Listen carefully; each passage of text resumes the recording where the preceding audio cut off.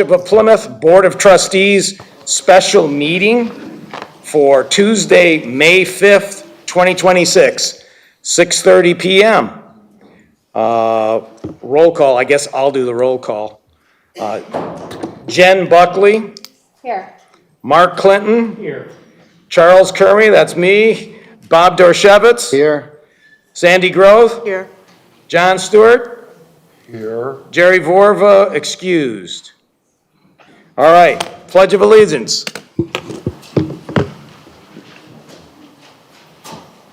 I pledge allegiance To the flag of the United States of America and to the republic for which it stands, one nation under God, indivisible, with liberty and justice for all.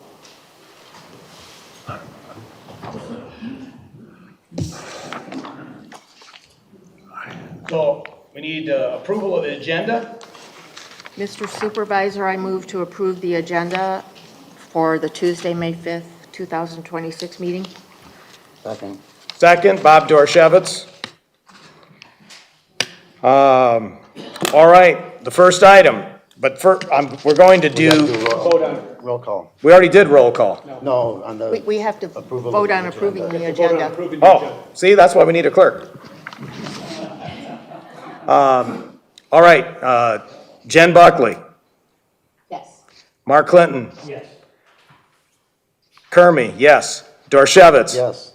Sandy Grove. Yes. John Stewart. Yes. Borva excused, okay. All right. I'm just going to say a couple of things here.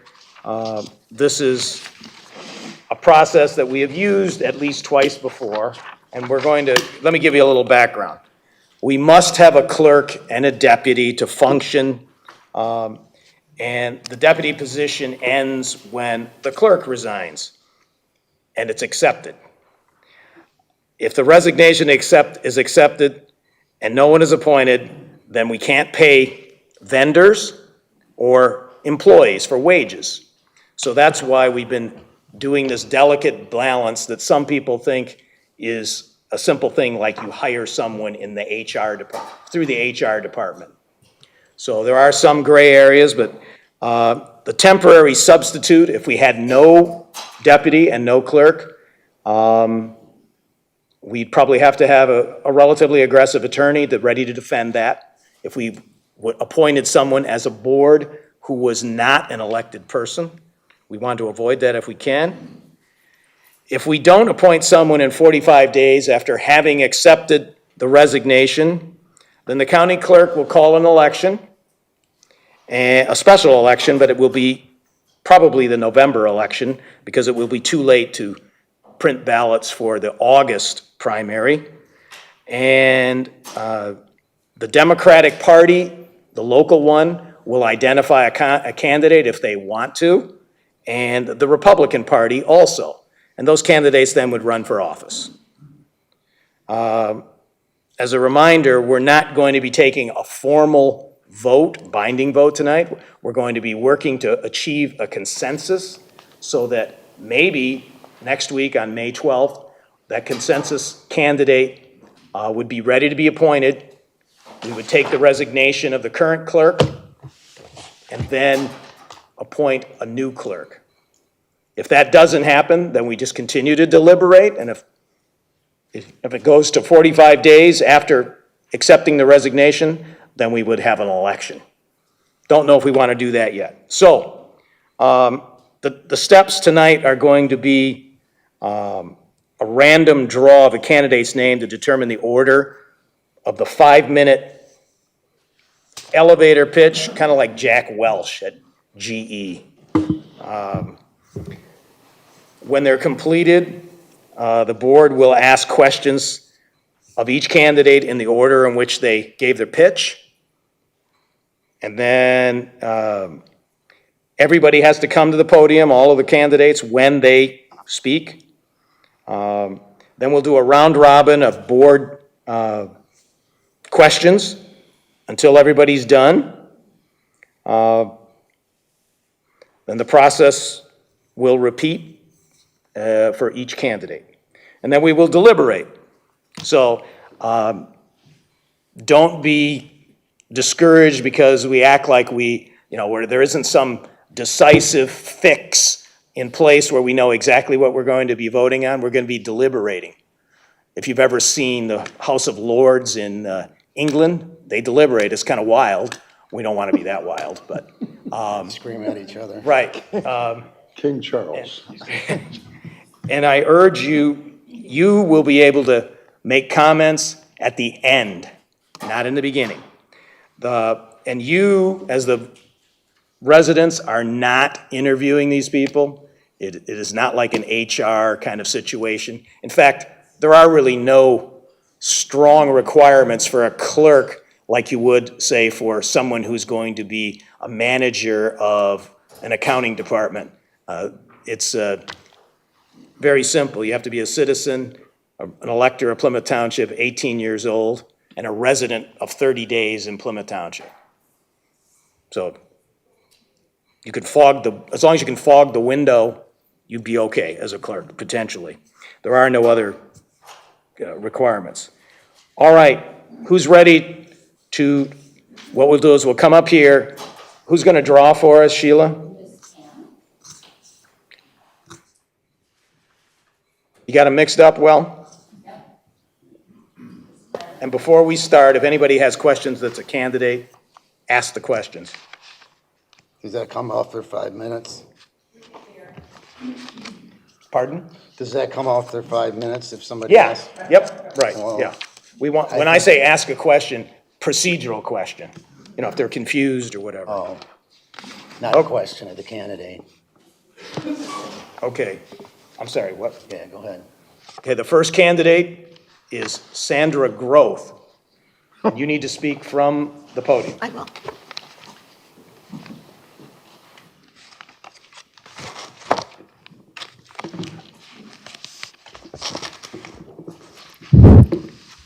It works. Good evening, board members and members of the public. I appreciate this opportunity to tell you a little bit about myself, my professional background, and my experience that qualifies me to serve as interim clerk until the next election, when a clerk may be elected. I moved to Plymouth at the age of 10, and I began working for Plymouth Township Fire Department at the age of 17. I worked there 5 years and gained an undeniable understanding and appreciation for the fire service. Eventually, I married Larry Groth, who served in the fire service for over 41 years, 24 as fire chief in Plymouth Township. Larry and I were married for 38 years. I am now a widow, which enables me to devote the hours required to perform the clerk duties. I'm the daughter of a retired Michigan State Police Sergeant and former Chief of Police in Lock Haven, Pennsylvania. I believe in strict adherence to election law to ensure election integrity. I've always known that my calling is public service. I am happiest when I am serving the interests of others. I understand and deeply appreciate all who heed that call. In 1994, I began working for Clerk Massengill as a poll worker, chair, and a co-chair at the polls on election day. And at the same time, I worked as an election assistant charged with developing internal processes and controls for the distribution of absentee ballots and the receipt and proper processing of return ballots. This is where I developed my love for the election process from start to finish. I have read our election laws in their entirety numerous times. I've always kept abreast of the changes in the law. I think the law is like 470-something pages, even when I was not professionally working in elections. The laws have changed substantially with the passage of Proposal 3 in 2018, which allowed for a constitutionally mandated secret ballot. It provided for military and overseas voters to get their ballot at least 45 days before the election electronically, allows in-person voter registration all 14 days before the election, automatic voter registration when interacting with the Secretary of State's office for license and state ID cards, and it provided no reason absentee voting and constitutionally enshrined audits of election results. In 2022, Michigan elected to institute early voting measures, which provide the opportunity to vote a ballot and feed it into the tabulator for at least a 9-day period, beginning on the second Saturday before Election Day. Michigan actually began early voting in the 2024 election cycle. The role of the clerk is more than elections. It requires a good understanding of governmental operations, responsibilities, and it includes the performance of the clerk's statutory duties, compliance with meeting and posting requirements, the Open Meetings Act, and FOIA, maintaining all official township records, provision of a recording secretary to provide accurate minutes at all official meetings of the township board, understanding operational procedures and functions, including compliance with the purchasing policy and bid process, working with the treasurer on reconciling the general ledger, and overseeing all functions of accounts payable, to include serving as one of the 2 signers for checks. I have served as an elected trustee since 2024. I've served the township in many roles since as early as 1976, and I have extensive general knowledge about most township issues. I served as deputy clerk for Plymouth Township on 2 different occasions. I worked elections in the city of Livonia, and I administered elections in the city of Plymouth. I am a people person. I work and play well with others. I am honest, transparent, accountable, and committed to public service with integrity. I consider all of these traits to be admirable and necessary in public service, and yes, I do hold others to the same standards. Thank you for the opportunity to speak tonight. Before you go away, what is your party affiliation? Oh, I am a Republican. All right, remember, everybody needs to say that, your name, and your party affiliation. Bob, could you bring up the resumes up here?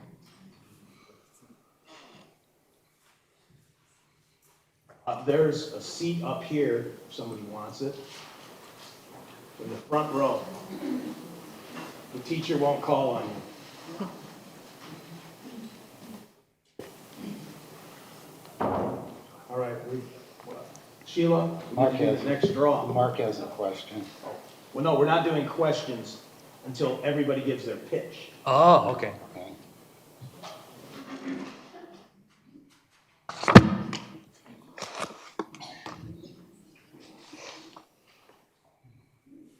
And the winner is...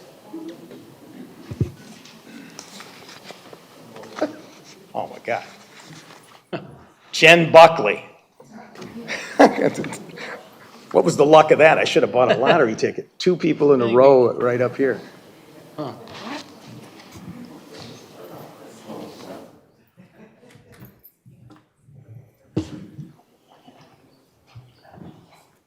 Thank you.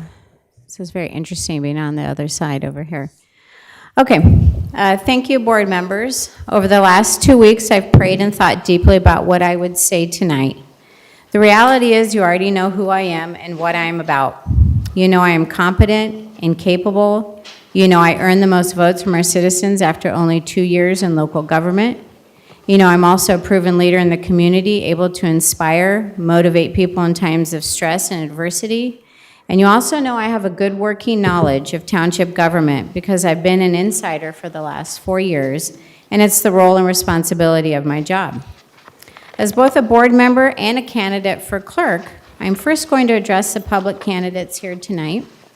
If you hadn't been keeping up with local politics, you should know that 2 board members here are vying for the opportunity to promote up. Last week, the motion died on the floor due to a tie between us. Logically and historically, the precedent has been to promote from within. So forgive me, but I'm going to keep my discussion in comparison to the 2 candidates here on the board. In March, after Jerry's letter of resignation was posted, viable replacements from the board became part of private discussions. Of the board members, I initially thought of Sandy Groth, as she had worked in the clerk's office. So in a friendly email, I asked if she was applying and even joked maybe I could be her deputy clerk. That is until a few weeks later when I was approached by several staff members who were distressed and frantic at the thought of Sandy coming back to the clerk's office. They disclosed to me that there had been a separation agreement that she made with the clerk's office, which was in lieu of termination. In it, she agreed to not be rehired or reappointed to any position in the clerk's office. A severance of $25,000 was paid out. It was also discussed that she abruptly resigned under Clerk Massengill before a termination could be rendered, and there were still more rumors of firings from other municipalities. I was shocked and immediately saw serious red flags. This grew worse for me when her defense for coming back yet again to the clerk's office was a claim of a constitutional right. I felt that was an unethical excuse, showed zero accountability, and was a clear misuse and manipulation of our freedoms. During these conversations, staff asked me to step in, stating, "We don't know what we're going to do if you don't step up." I went home and relayed to my husband the dire and expedient decision we needed to make. After prayer and consideration, we decided that the ethical issues surrounding her candidacy were so serious that we were willing to change our family dynamics to allow me to step up full-time. As if the separation agreement constitutional right weren't enough to rally me, the current and past reports of verbal abuse and anger management certainly galvanized my decision. We have seen this behavior now in the boardroom with her and John. Reports of her saying to staff just recently, "You people are disgusting, and if you don't like me or how I run things, then you can just leave." This flies in the face of our township tagline, "People are our priority." That is why many staffers have reported to me that they would resign under her helm. Obviously, no one wants to work under that level of fear and intimidation. But if ethics aren't your priority, let's look at the logistics and effects of that leadership style. Voting Sandy in would decrease staff disproportionately to the one seat she would fill. Any past election experience gained with her would be vastly outweighed by the accumulated years and current experience we would lose in departing staffers. With me at the helm, it is a one-for-one transition. In fact, the whole "but Sandy has experience" narrative is a complete mirage. Her experience is outdated and full of scrutiny. It's a very strategic deflection from the controversy she brings. If election experience were the end-all be-all to this executive leadership position, then why would we have even opened it up to these candidates? It is unconscionable to say to the citizens, "Hey, taxpayers, we not only voted to rehire a terminated employee with anger issues, but we promoted her. Sorry, we know you wouldn't have voted for her in an actual election, but hey, she had experience." It's completely irrational and it's scandalous, especially given there is a viable candidate right here who has tenure, serves ethically, has a majority vote of the citizens, has the support of both full-time and seasonal staff, who has a record of honorable leadership, and who wouldn't be just a placeholder for the interim. It would be yet another mess our supervisor would have to clean up. In closing, I'm asking you and urging you, Chuck, please take into consideration the citizens, Jerry, Bob, Mark, deputy clerk, the clerk's full-time staff, and seasonal election workers have put their trust, respect, and confidence in me to lead as clerk, and my sincere hope tonight is that you will as well. Thank you very much. Before you go, what is your party affiliation? Republican.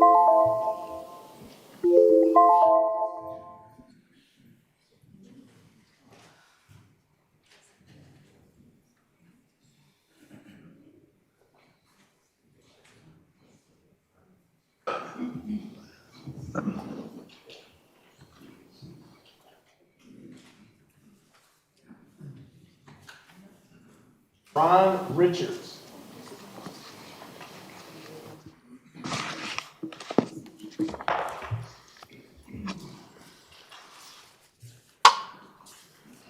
Are you able to hear out there okay? Can you hear me? I hope. You gotta keep it close to your face. Yeah, I think you can hear me, right?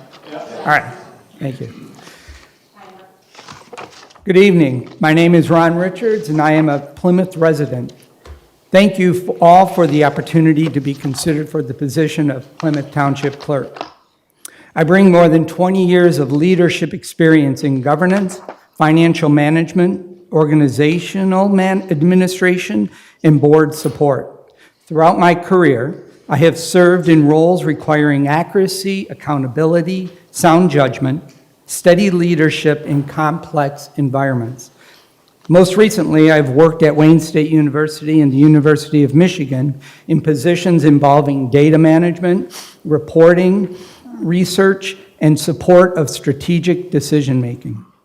Those roles have required strong attention to detail, disciplined record-keeping, and the ability to provide accurate, timely information to leadership.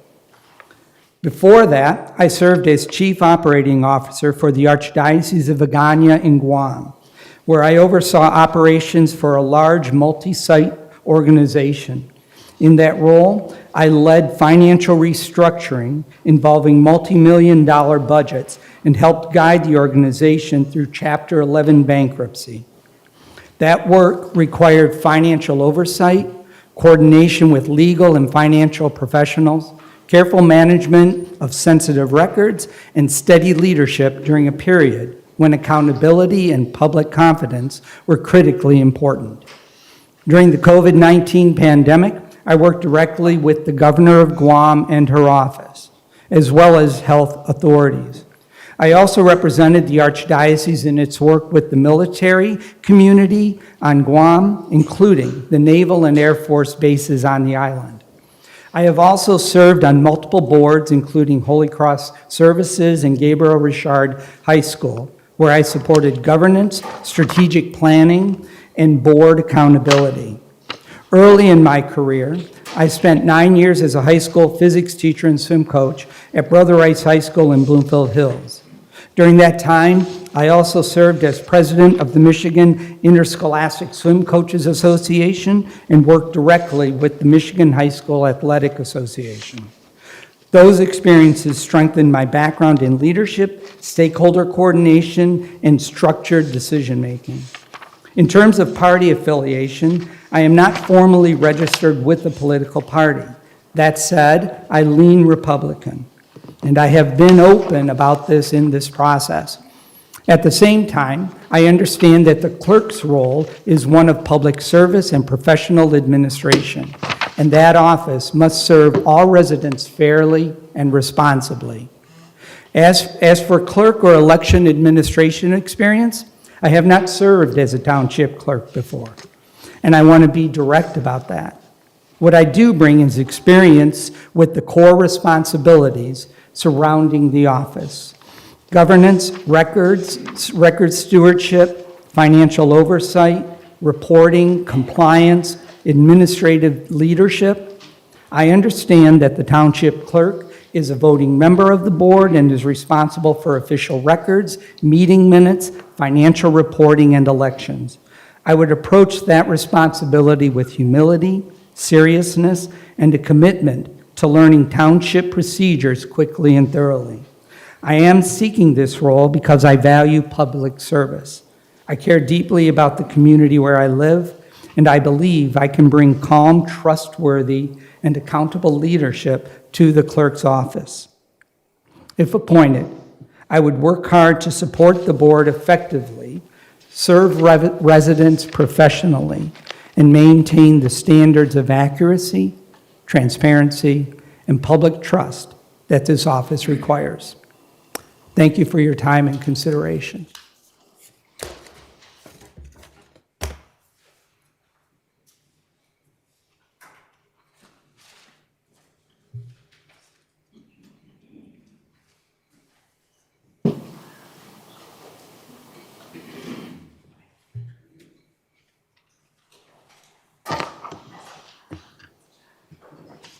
Brenton Baker.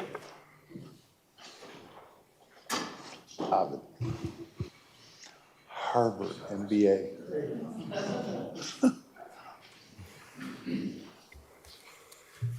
Need my reading glasses. My Bible. Good evening, members of the Board of Trustees. My name is Brenton Baker, and I am here to offer myself for appointment as clerk of Plymouth Township to complete the remainder of the current term. To give you some personal context, I am a 71-year-old retiree and have been married for 25 years to my wife, Kimberly. I grew up in Pennsylvania and spent many years in Silicon Valley. We relocated to Plymouth Township 20 years ago so my wife could be closer to her family. We raised 4 daughters, one of whom is a graduate of Canton High School. I am stepping forward today because it is clear this board is currently divided on the selection of the next clerk. I offer myself as a neutral alternative and a practical way forward. Because I am not currently a member of this board, my appointment would immediately bring this body up to a full 7-member head count, effectively eliminating the 3-3 tie votes that can be so divisive. I am a moderate Republican, and I am presenting myself as a professional, neutral compromise candidate.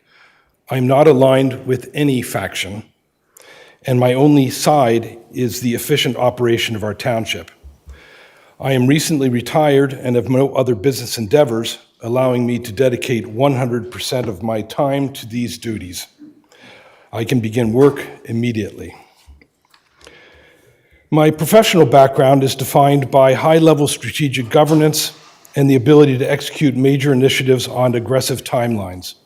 I hold an MBA from the Harvard Business School and have spent decades in the technology sector making high-stakes decisions at firms like Apple and Oracle. At Oracle, for example, I was tasked with managing divisional strategies representing 25% of the corporation's license revenue. I have a proven track record of identifying organizational roadblocks and executing rapid turnarounds, such as when I saved damaged vendor relationships to reverse significant revenue declines and drive nearly 90% growth in key sectors.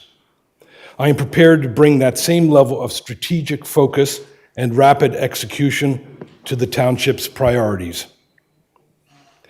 I understand that the clerk is more than an administrator. They are a voting member of this board. In the boardroom, my philosophy is one of absolute collaboration and mutual respect.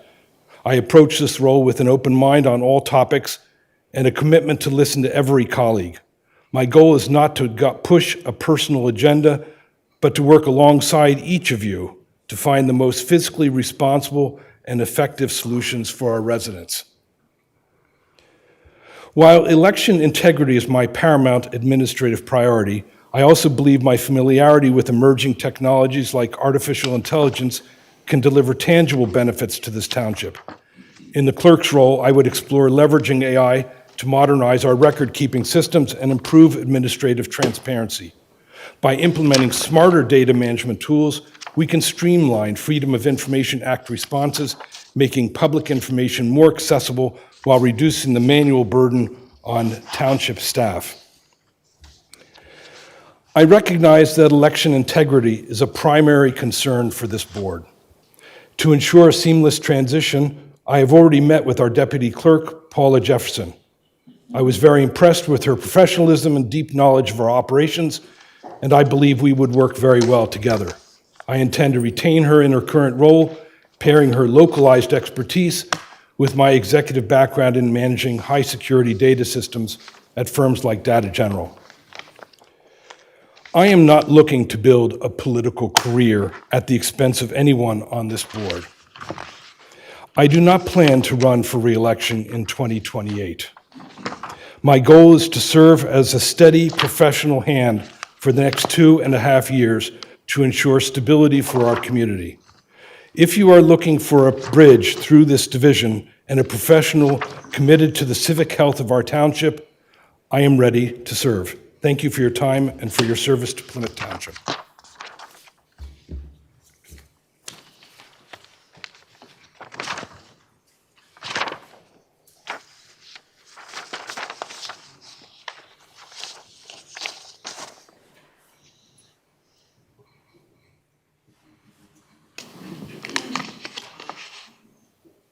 Kim Gadicke.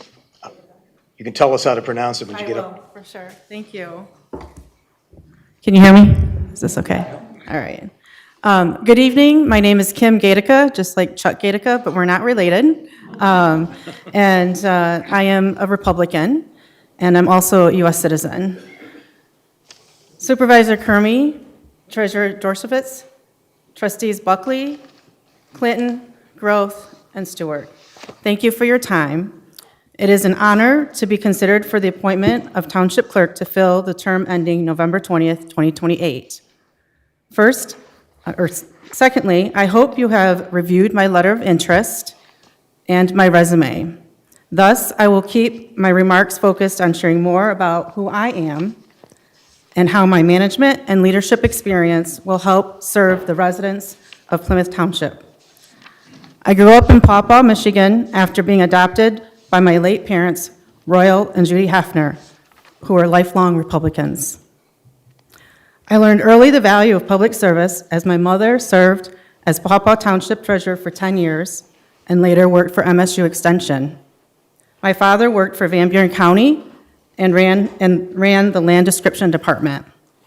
My parents were deeply dedicated to wanting to make a difference in their community and a better future for generations to come. They were true examples of how to live a life of faith, humility, respect, dignity, responsibility, and integrity, which are all characteristics that I try to reflect in how I live. Their commitment to serving the community led me to engage in politics in high school, which continued while attending Western Michigan University. During my early years of my career, I helped a number of state and federal candidates successfully win their elections. Running and managing campaigns, as many of you know, is a great introduction to our democracy. With every campaign, it is imperative to know and understand election and campaign finance laws, in addition to executing a solid strategic plan.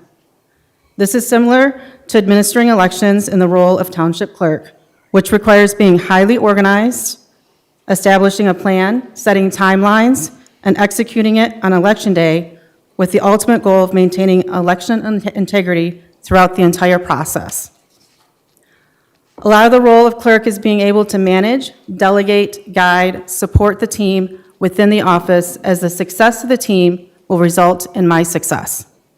Additionally, I recognize that I will need to be trained on the state's qualified voter file system prior to the August 4th primary election. I am willing to take the training and any other training necessary to administer the upcoming elections. Given that the elections are just around the corner, if I am selected, I would retain the deputy clerk and existing team, as their expertise and experience is critical to ensuring a smooth election day and maintaining the integrity of the process during this period of transition. During my tenure with the Department of Licensing and Regulatory Affairs, LARA, I had the opportunity to manage teams and also lead and manage projects to successful completion. I led the team and software vendor to replace the state's outdated prescription drug monitoring program. This was one of the most successful state IT projects, given that it was actually completed on time and under budget. When it comes to budgeting and finance, I've had oversight of program budgets and audits. As a founding member and current board vice president of the South Canton Scholars Academy Charter School, we have a fiduciary responsibility to the charter, ensuring that funds are spent properly. Maintaining records and fulfilling Freedom of Information Act requests are other areas I'm very familiar with, having dealt with these while at LARA. Whether for a state department or a township, it is important to process, request timely, and seek legal counsel guidance on the more complex and sensitive FOIA requests. As a leader, I strive to inspire, encourage, and mentor each person in a way that fosters collaboration and support for each other. Having lived in Plymouth Township for nearly 20 years, this is where my husband and I have been raising our children. Like my parents, I want to have a direct role in making our township the place for current and future generations to want to live, work, and raise a family. I've been blessed with wonderful opportunities, whether in state government, higher education, a startup tech company, and everything in between. Now I want to give back to our community, take what I've learned over the past 30 years, and hit the ground running to make a positive impact in Plymouth. Thank you for your time, and I appreciate your consideration.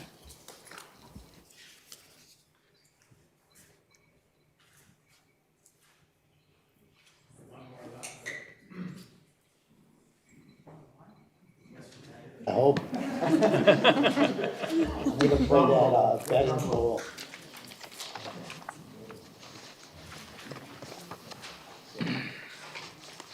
Jessica McAtee. McAtee. Thank you. Good evening, and thank you for this opportunity. I am truly honored to be considered a candidate for this position. So my professional background is rooted in compliance-driven operations, records management, audit support, and organizational leadership in highly regulated financial environments. Throughout my career, I've worked in roles that require accuracy, accountability, confidentiality, and procedural consistency so that we could maintain the trust of the public and responsibilities could be carried out carefully and responsibly. One of the experiences that best prepared me for this particular role was leading a collateral services team that we were responsible for maintaining a vault of over 150,000 legal and financial records.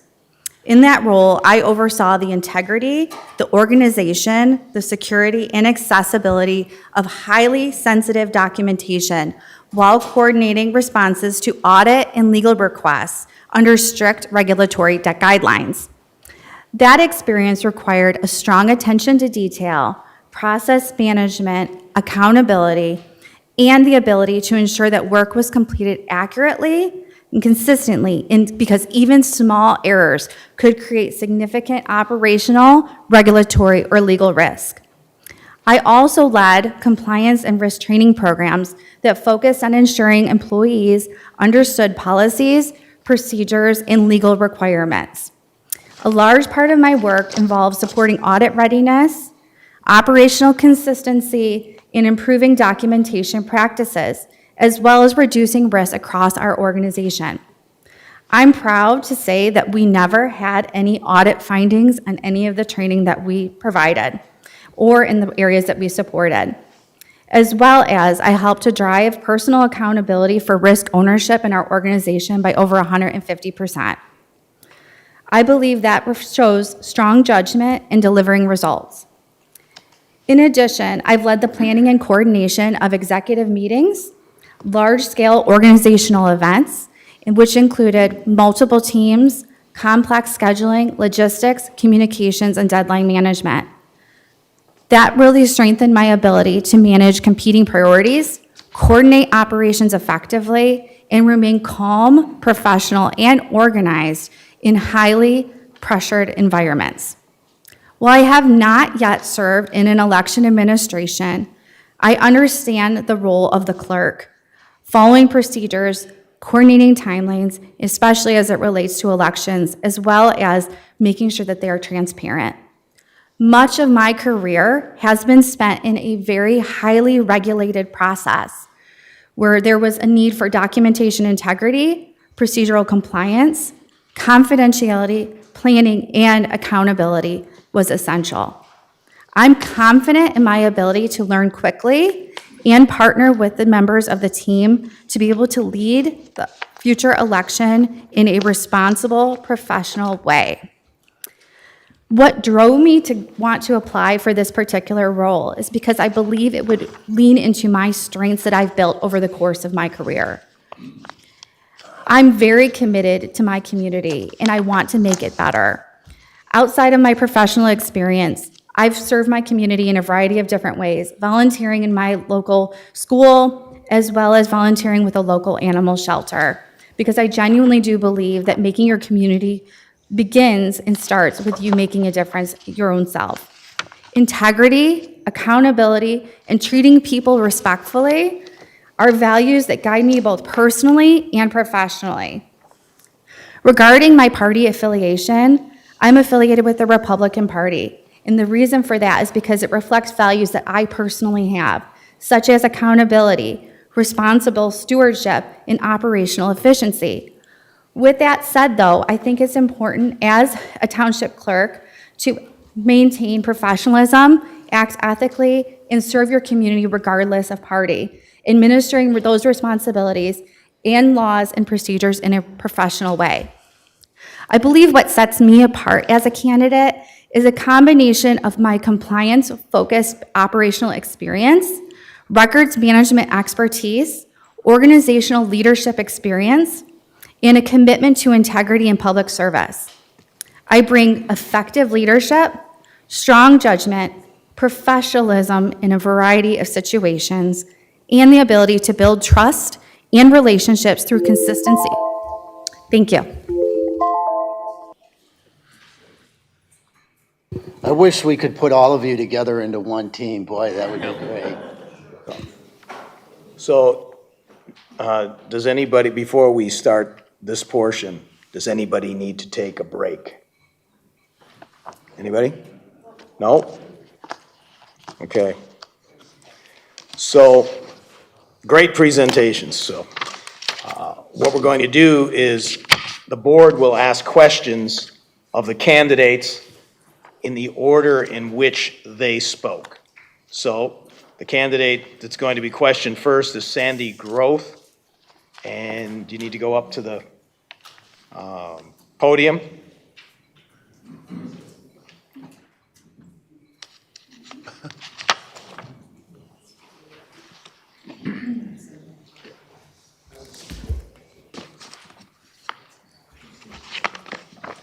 One second, Sandy.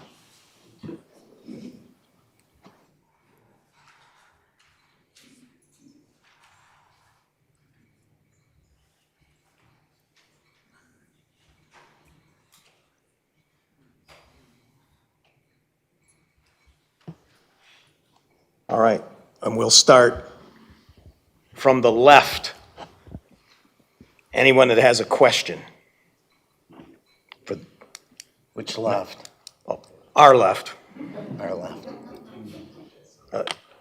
John, do you have any questions? Not at this time. No? Bob? I've got a prepared statement I want to read, but I'm not going to do it right now. I'll do it, After all people have, yeah.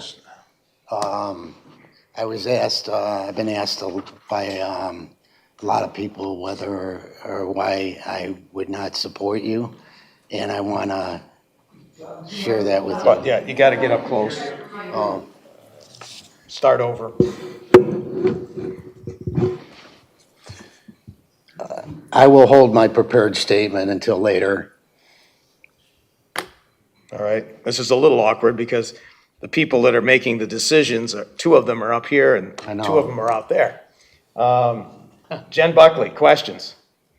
Yeah, so Sandy, in your resume here, it states you have particular certifications and licensure. Are these current? No, they're not current. This is my resume. It shows my past experience and what I've done. It's kind of like the Veterans Commission. It's Sorry, it's like the Veterans Commission. how is that? How's it? How is comparing? that? We'll talk about that. However, to be an accredited election specialist, all I would need to do is contact the state, and I would have to go through some testing to prove my knowledge level. The notary public, I don't do now, but if necessary, I can do that. But I was a notary public, and the bonded portion of it is done through the township. Okay, just double checking what was current or not. I'm sorry, what part goes through the township? I'm sorry. The bonded portion. Oh, yes, all right.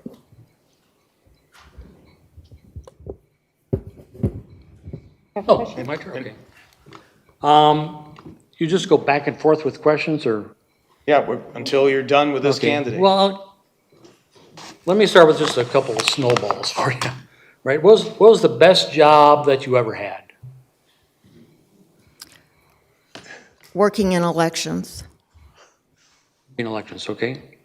Another snowball, have you ever been clerk? No. No. Have you ever? However, I would like to finish answering that. When I came here in 2016, I came because Jerry Vorva was elected, and he wanted me to take over the operations, and that's what I did. So I did clerk work while I was a deputy clerk as well. Okay, gotcha. Now, have you ever been deputy clerk? Yes, twice. Okay. See, I was looking at the experience. Could you look over here? What page? No, go back up. No, sorry. Yeah, right there. it says your deputy clerk was from 2002 to 2006. Well, that's a typo because, That's a typo. oh, no, I was deputy clerk for Marilyn Massengill. From 2002 to 2006? That's what I put there, so that's the best of my recollection. Joe Bridgman was deputy clerk from 2003 till 2008. I was here. Well, I'm glad you guys did your research. Obviously, I'm not perfect. So you ran for clerk from 2003, or throws from 2002 to 2003. There aren't elections in the odd years. I don't understand. Well, that's what I'm trying to figure out, because obviously, I guess the bottom line is, did the deputy clerk in 2002 and 2003, did you resign, or did you get fired? I resigned. Thank you very much. You resigned? Yes, I Okay. did. Why did you resign? I don't remember. Okay, you don't remember what? I mean, I don't want to tell you something without factual details, and you're going back quite a ways, so. Okay. Well, I think the issue is on the resume, right? It says for the deputy clerk, on the resume, it says 2002 to 2006. But that actually isn't true because you resigned in 2003. If I resigned in 2003, then I was the deputy clearly for the 3 years prior to that. I was the administrative assistant for Marilyn Massengill, and then I became the deputy clerk. And I could have some of the dates confused because that was a long time ago, but I know that I started working in the clerk's office in '94, and I did a lot of different jobs to include administrative assistant, absentee ballot processing, and then I became the deputy clerk. Okay? So I can't tell you exactly what year. Obviously, I got it wrong. I was trying to recall. Okay.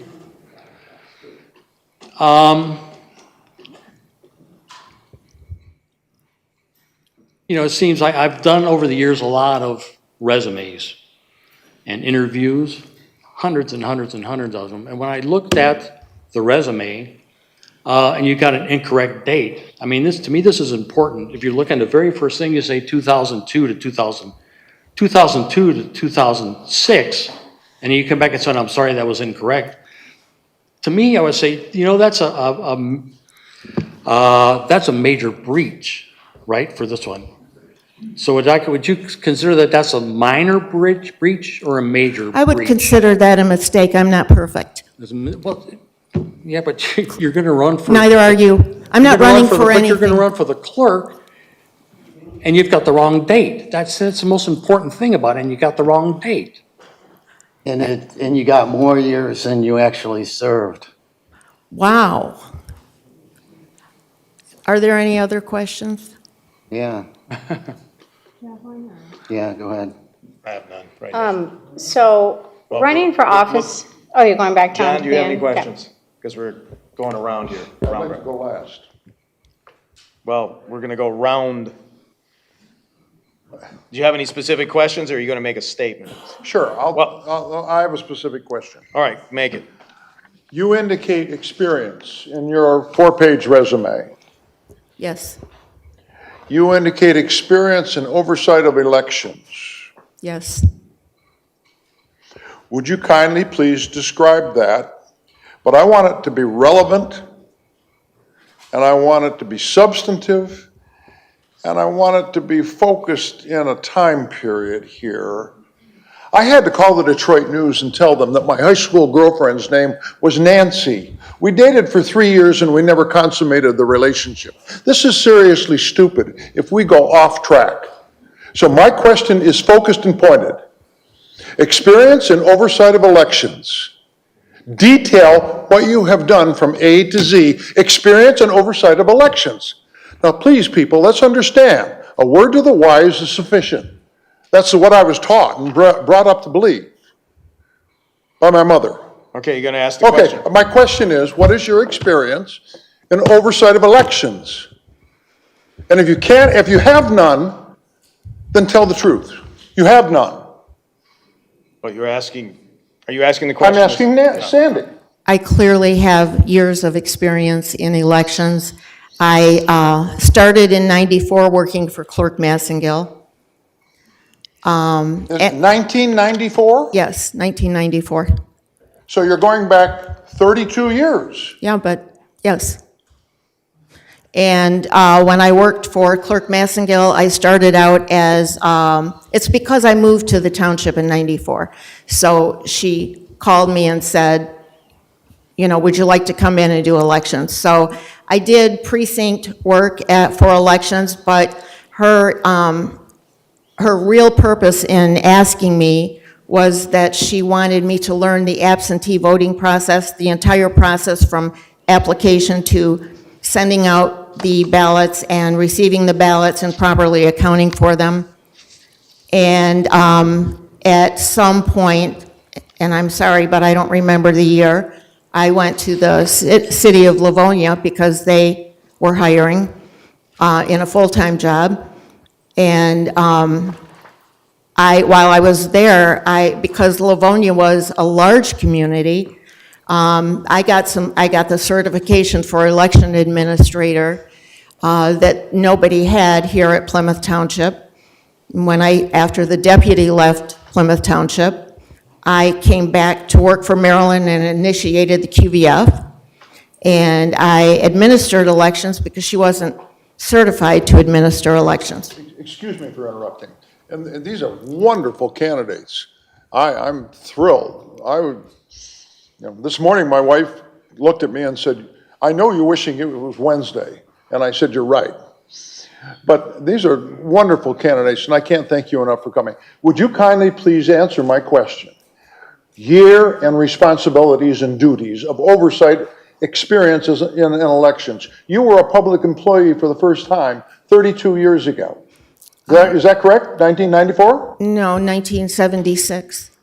1976, you were a public employee working at the fire department. Correct. Okay, relevant to elections and oversight experience. 94 is when it started. Oh, 94. Okay, would you detail that from there on? From 94 to current. I'm trying to do that.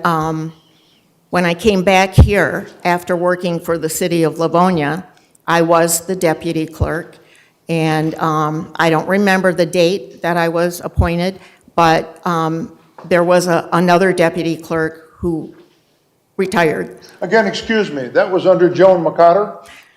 In Livonia, it was under Joan McCotter, yes. And in the city of Plymouth, I worked under Linda Langmesser, and again, I was qualified to be an election administrator. I was qualified and certified by the state, and so I did their elections for a couple of years. And I came back to work here in '16 when Jerry asked me to come do his job, What year was that? 2016. Okay. And I worked until 2000, I think it was 19. Were you full-time? Yes, I was the deputy clerk. And I did everything election-related, except for the staff that, we had staff, and they did portions of the job, too. We worked together, and we worked together quite well, actually. Okay. So you might be a little bit humble, because 52-year resident Susan Bondi, who is here tonight, has indicated that you taught Jerry and trained Jerry Borba. He didn't actually want to learn. Okay. All right. Do you have anything other to say about experience and oversight of elections? What I have to say is that I stepped up for this position because I want to do what is in the township residents' best interest, and I thought having someone with the kind of background and knowledge I have would be helpful, but I have not been treated well, and I'm here for the residents. If You don't put me in the position, I'm still on the board, I'm still a trustee, I'm elected, my life isn't over. In response to Mr. Clinton, I asked at the last board meeting 3 times. I had confidence in Paula Jefferson and you to get together and/or for the supervisor to facilitate a mediation, a meeting of the 3. Did said- that occur? Yes. Yeah, yes or no? indirectly, yeah, it did. No, Well, the 3 weren't together, but I spoke to both people. Well, that's news to me, and I'm very happy to hear that. I credit you, Mr. Supervisor. You're ready to work, you would be able to work with Paula Jefferson. I hired her, we worked well together. Wait. Operative word, you hired Paula Jefferson? I did. And we worked well together, and we never had any issues. The Friday before the last board meeting, I talked to Bob. I was letting him know I was interested in the clerk's job, and he asked me if I would keep Paula, and I said no, and I said why. My concern was, Wait. It is the law. And the bottom line of every business or engineering decision is the law. The law is the clerk has the right to choose their deputy director, who is an at-will employee. And I don't mean to bore my 57-year-old municipal attorney friend here, John Clark. He's fully aware, and I'm glad I got him to smile. But that's the law. it is the law, but what happened is, I went home over the weekend and I thought about it, and I thought that it would be better for the township if Paula and I worked together because of her background and my background. We worked well together before, but before I knew it on Monday, I was told that Trustee Clinton, Trustee Buckley, and Treasurer Dorshevitz had met and decided that Trustee Buckley should be the clerk. And then I came to the meeting and I was told that everyone was going to leave the office. I never had a problem with Paula Jefferson, never. I just talked to her the Friday before. So as far as I'm concerned, there's an awful lot of vitriol and hate going on, and it is not reflective of who I am. And I'm really, quite frankly, tired of the criticisms, accusations, and statements that are made not based on fact, but based on something we hear from someone else, or in a case of my confused dates, Okay. that's my memory. Have you spoken one-on-one with Supervisor Kirby in this past week? Yes or no? Yes. Okay. I have no more further questions.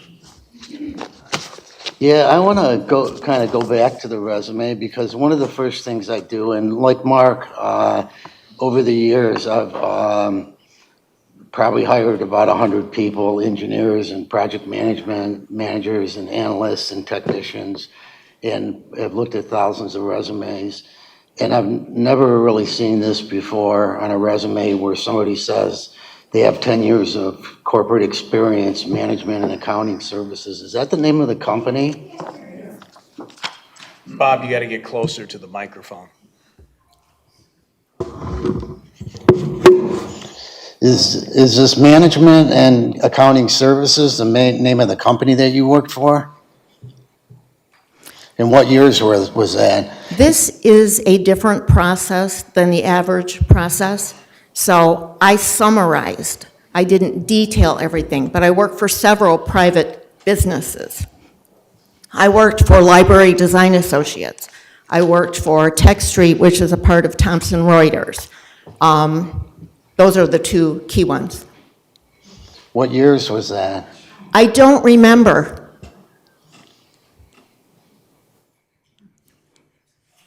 So is this a it question doesn't- that verifies that she's worked in the private sector? My turn to ask questions. I can tell you Okay. that I worked for Library Design from 1982 to 1992. That Okay. one is prominent in my mind. All right.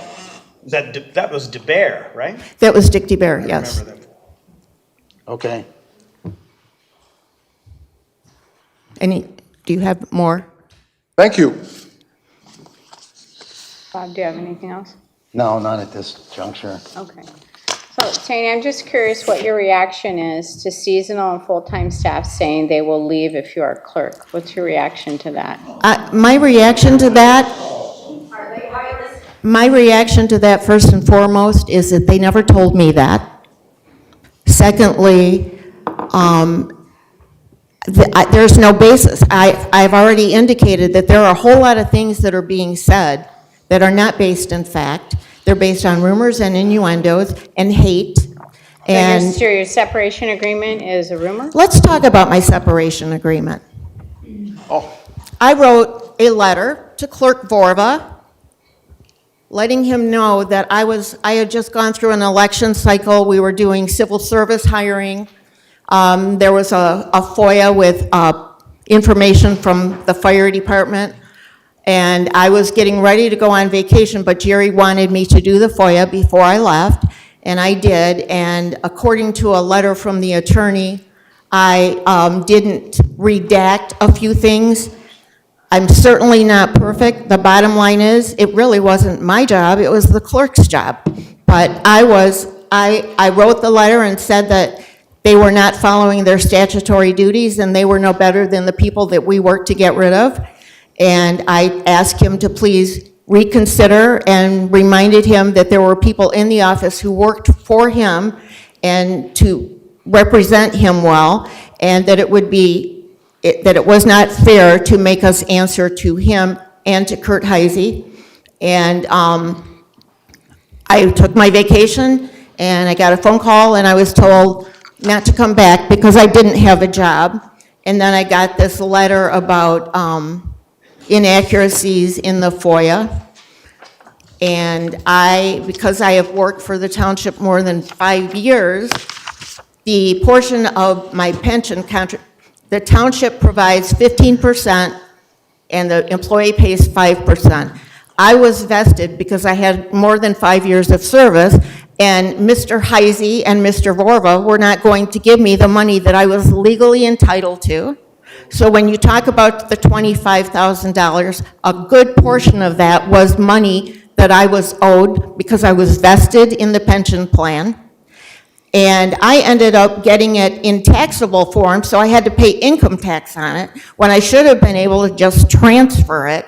And I ended up paying $7,000 to an attorney to defend me in that case. But the fact of the matter is, the reason they didn't want me here anymore is because I had the courage to stand up and say, hey, you know, we all worked for you, and we worked really hard, and you're not any different than the people before.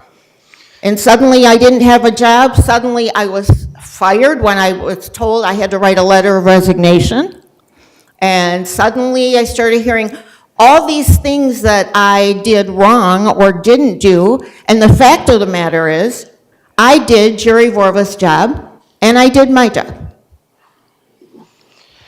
You told me this story, and I'll give you the benefit of the doubt and assume it's true. But when you told me this story, what I was shocked about was that you didn't anticipate that if you wrote a letter like that to your boss and you sent it, or you published it, meaning you sent it to another person, that you wouldn't get fired.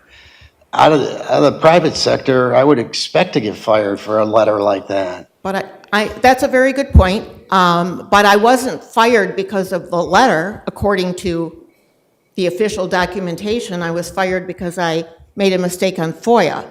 And the fact of the matter is that, as you know, I worked very hard as a private citizen to have Kurt Heisey elected, Jerry Vorva, Mark Clinton, and I thought, since I had served as a member of the team that helped them and assisted them, that I could at least be honest. And I don't regret that I did that, because what they were doing was wrong. And I'm a public person, and I happen to know the law, and I just made it clear. And I don't care that he fired me. Honestly, I don't. It gave me 8 months with my husband, who had Parkinson's, the last 8 months of his life. So I'm actually grateful. So you don't think it's relevant to the candidacy today, your separation agreement? I believe that we just sat and met in a meeting where we were told it wasn't even enforceable. So, no, I don't think it's relevant. But from an ethical perspective, I'm asking. Thank you, Chuck.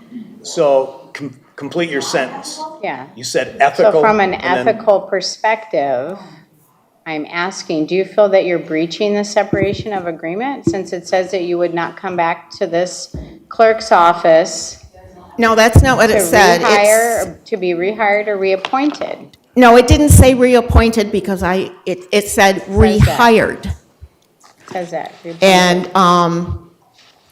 We, and an election is very different than, I'm already serving as an elected official, which I have every right to do. I wouldn't be here if I wasn't ethical. So, no, I don't see it as a conflict, and quite frankly, I'm just stepping up for the residents. I don't have to have this job. But then why do you keep saying you have a constitutional right? Is it for the citizens or it's just your constitutional right? It's my I'm getting really constitutional confused. right to run for office, and that is separate from being an employee. And that's, Jen, that's well documented in our closed session and the previous, we have at least 2 lawyers and MTA. But I can tell you who there said will be it's- many people speaking tonight that just find that very unethical and it wouldn't happen in the private sector. And I guess Your, they don't know your me. references, your have to pay the references money say a back. lot about you. If I had been dishonorably discharged from the military, it would follow me. I was not dishonorably discharged. So, And this is not the military, this is Plymouth Township. And Chuck, can you please tell the audience to quiet down? We're trying to conduct interviews here. All right, finish your sentence. again, I stepped up because of my knowledge and experience. I was hopeful that I could help teach other people some of the things I know so that they can go into the future in the clerk's job and be comfortable doing elections, have some background and experience. I thought it was a noble thing to do, but clearly it was not. Mr. Supervisor. Just wait a minute. Okay. Next any more questions at this end? Nope, not here. No? Now, John. Perhaps, Mr. Supervisor, you would like to provide a definitive statement. I thought I heard a definitive statement from Township Attorney John Clark regarding this leaving the township of Sandra Groth. When he presented to me, perhaps you would agree with me or not, that there was no issue. And in fact, he concluded the 20-minute discussion with us regarding the leaving of Sandra Groth and said, you could appoint Sandy tonight. And Mr. Clark wants to Now, tell you that was... excuse me, was supposed that to your talk about understanding a of closed what you session. heard? Mr. Trustee, that was a closed session discussion. We're not supposed to talk about what happens in Oh, closed okay, all right, session. all right.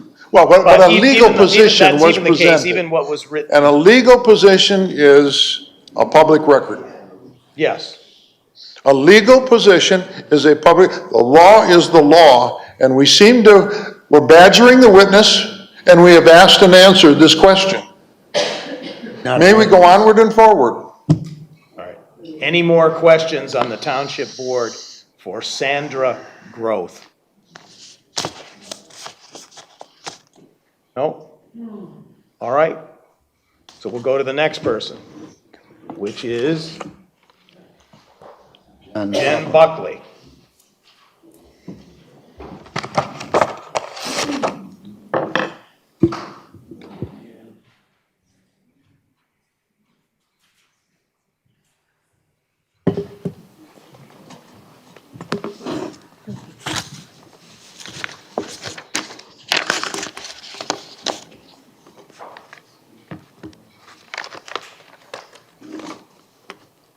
All right, let's start with Mark Clinton. A lot of these I already discussed. What's the best job that you ever did?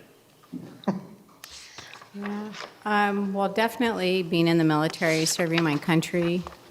I was a weather specialist, which was a very fun and rewarding job. It's very difficult, high-pressure situation, giving reports, accurate reports to pilots. Most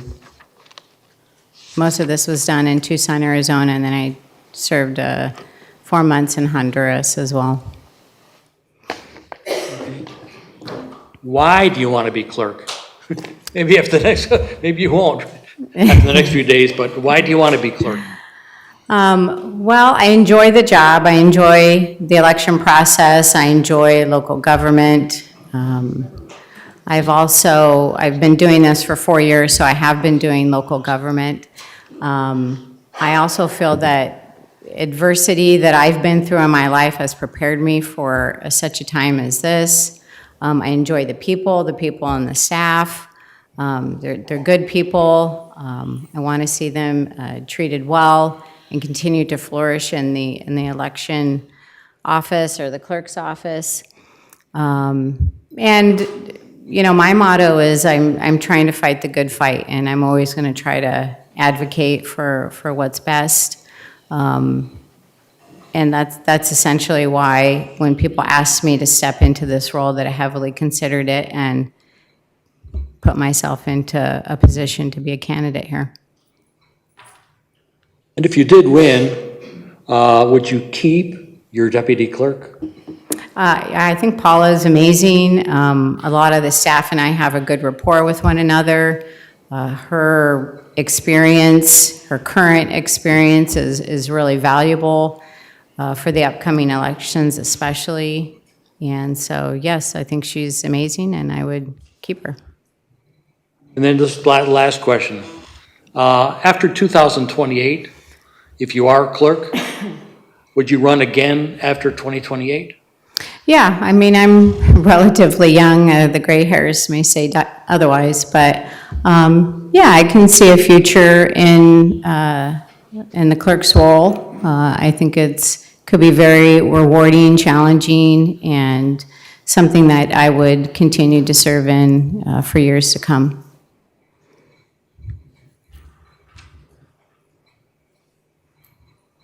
I ask you, I missed a question, Sandy, and I apologize, but in 2028, if you were clerk, would you run again? My intention actually was to try to include people in the public who were interested in elections, teach them what I know, so that there would be people who are qualified to run. No, I was not planning to run. I didn't run to be clerk, I ran to be a trustee. I was willing to step up to help. That's what I'm trying to do. Okay. Jen, ready? Any more, Mark? No, thank you. Describe your leadership style. Well, I would. Why is that funny? That's a relevant question. Hold on. No, we're not going to go back and forth. No going back and forth. All right, we're staying focused right here. Yeah, so my leadership style is servant leadership. So getting down on the ground with the boots on the ground, as I say, and being able to relate to them, first and foremost. I've known in the community for inspiring and motivating people to purposefulness, and that really rallies the team and gets them to work efficiently and work to meet the demands of the task at hand. One of respect, for sure, collaboration. I think that certainly summarizes my leadership and what people have described me as well. I come from a background where I have a lot of leadership around me that inspire me, to include my first husband was a West Point grad and an Army captain. He led for many years of training. He finally had the opportunity when the Iraq War broke out to take them to Iraq, and my grandfather was a sergeant major in the Marine Corps, has a huge influence on me. I watched how they led their troops and led their families, and that really inspired and helped me to be the servant leader that I am today. As well as my husband now, Brian Buckley. He's a major in the Marine Corps and a sergeant for the Royal Oak Police Department, and they all serve with integrity, and that's who I aspired to be as well, to serve with integrity and to be collaborative with the people around me so we can get together and get the work done that needs to be done. Thank you. Anything else? Since we're working on resumes, you misspelled entrepreneur on the top of the page. Oh, did I? Oh, dear. Entrepreneur, where? The next one. Your microphone's not I'm sorry. We're just Yeah. talking about the spelling of entrepreneur. Just missed. It's just misspelled. So, I misspelled entrepreneur on one of the pages. Yeah. Yeah. normally we wouldn't make a deal about that, but Yeah, it's sometimes. okay. Sometimes. I can accept you wouldn't it. make it past the next interview Yeah. if you did that. So is that a major breach or a minor breach? That's a minor, Okay. I got you. that's a minor breach. Yeah. Yeah. No. Duly noted. Duly noted. All right. Next. Mrs. Buckley, you indicated that you treat people with respect, and I'm curious to know why you've been so disrespectful to me when I've never given you reason to be. So I don't believe I'm being disrespectful, Sandy. I'm sorry that you're taking it that way. I'm illuminating things that you would ask a person that's seeking employment if they have bad references from a prior employer. I think that's a valid concern that needs to be addressed, so I'm trying to ask you about that. I've had plenty of people here who have described to me some of your behaviors that are concerning. Okay, I know, I know it comes as a shock and that may be hurtful, but I'm telling you, that's what I've been told, and that's why I've been asked to step in. Okay. It's not, just so that you know, it's not about being hurtful. It's about, I don't know who's describing this. I don't know what people have told you. I don't know who has told you. And so, I mean, that kind of leaves me at a loss. I have no idea where this is Well, coming from. plenty of the staff in the full-time clerk's office said that you came in and told them they were disgusting. No, let me clarify Okay. that, please. Yeah. I mentioned about meeting with Treasurer Dorshevitz on Friday before the meeting, last meeting, and finding out on Monday that you had applied and that there seemed to be problems with, I didn't know until the meeting. Actually, I knew on Monday that you and Trustee Clinton and Treasurer Dorshevitz had gotten together and decided, for whatever reason, that you were going to be a candidate. But, so what I said when I went to the clerk's office was, let me think of the exact words. I can't believe you people, or you people Are disgusting. Disgust me. are disgusting. Yeah, that's probably what I said, because I was thrown under the bus by people that I've How worked did I with. throw you under the bus I by didn't say putting you my did. name into the candidacy? Did Who I threw say you that under you the threw me bus? under the bus? I'm not going to argue about this, but the fact of the matter is, I've already explained that I came to a meeting and I was told the entire clerk's office would quit, when the reality is two of them already have quit, and I'm not even there, so. So I'm just going to say, Sandy, I don't think that you think this is very shocking. I think people, you know that you don't get along well with others. That is not true, and I really And you're- resent that. It's not something to be resentful, it's something to be accountable for, and you need to help allay the fears that people have of how you're going to boss them around. You can leave if you don't like it, you can leave. No. You said that in the last meating. But I In the have board never meeting, it's on personally said record. that to an employee. What I was saying is, if they don't want to work in the clerk's office because they want to be able to choose their boss, that's not their right.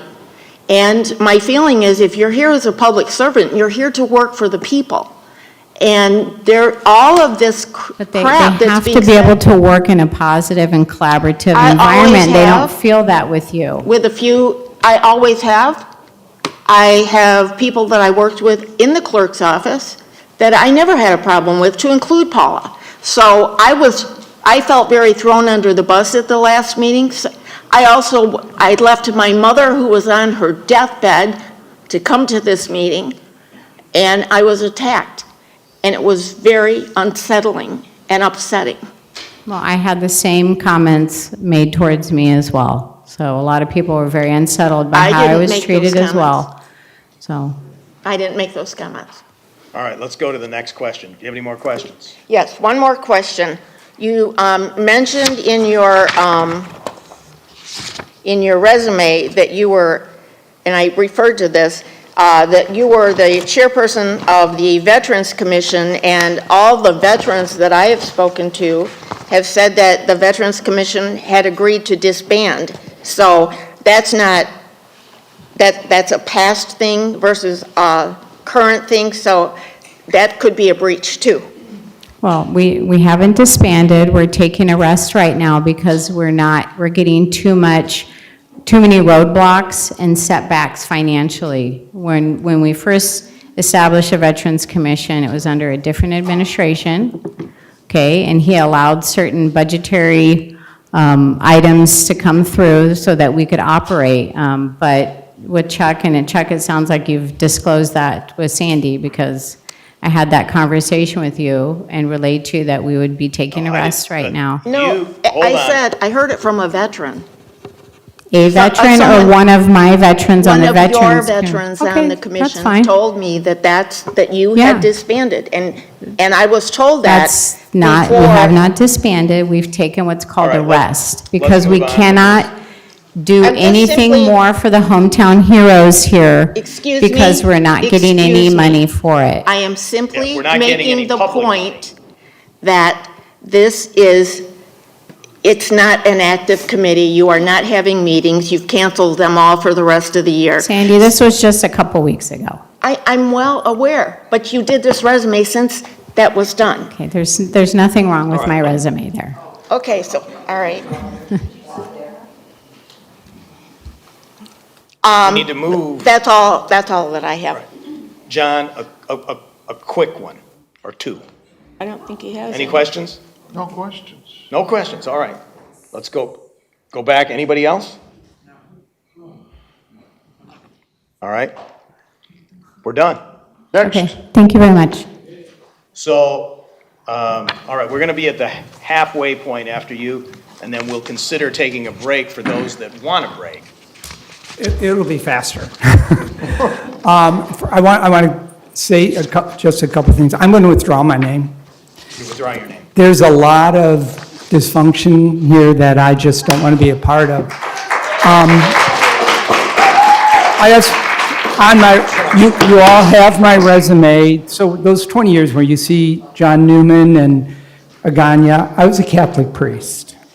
So those roles just translated into what would be language you would understand. So I was vicar general when I was chief operating officer. I was a pastor when I was executive director. Every parish I went into was dysfunctional. It was. And I fixed it and left. And it's nothing against anyone. It absolutely isn't. But I don't want to walk into another dysfunctional situation. I've had enough of it in my life. I need to work and do good work. I want to serve people, and that's what I thought I would be doing here, and I think I would be. But I need to take care of Ron Richards because the Catholic Church didn't take care of him. All right?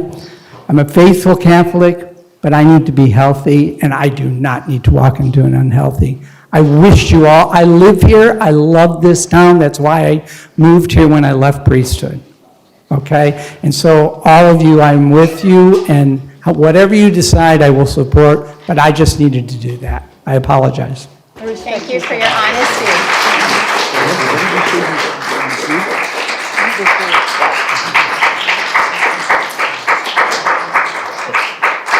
All right, good, we got enough. All right, go ahead. And then we're going to consider taking I a want to break. thank you, Mr. Richards. I want to thank you. I'm calmly saying that you said the word dysfunctional. I focused on your competence, your oversight of internal controls. I'm a Wayne State graduate. Can I need to talk to you because I'm doing fine? Well, okay, let me, All right, John. you're a Michigan State grad. Your resume is incredible. John, we can read it. And frankly, it touches me. Thank you. Thank you. All right. Okay. We want to keep going or break, you guys? You tell me, board. John, Keep going. I'm good. you good? No, Yeah, let's No keep what? going. I'm ready for a break. You want to break, I Okay. guess. So I'm taking a break. It'd be best if most of you stay where you are so that we can reconvene. So we're going to take a 5-minute break till 8 p.m. But you can go to the bathroom.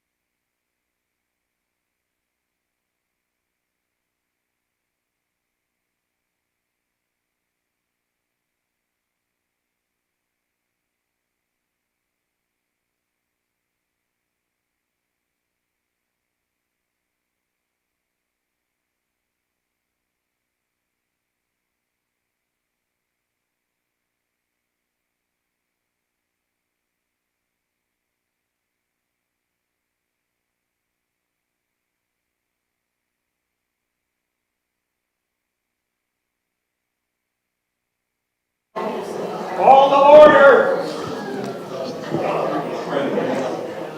8:02. It's disintegrating. The women can't wait. Yeah, well, I think it's over. So.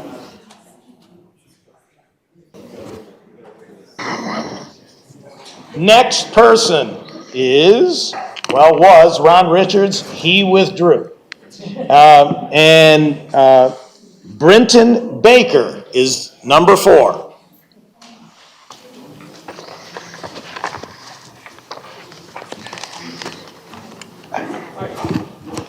Can I utilize you as my personal attorney up here? I might need it. Not you guys. So we're going to start on the left side here. John, go ahead. First question, if any. Question? Hit me, figuratively. No speeches. Do you acknowledge we had a brief telephone conversation this week? Yes. Okay.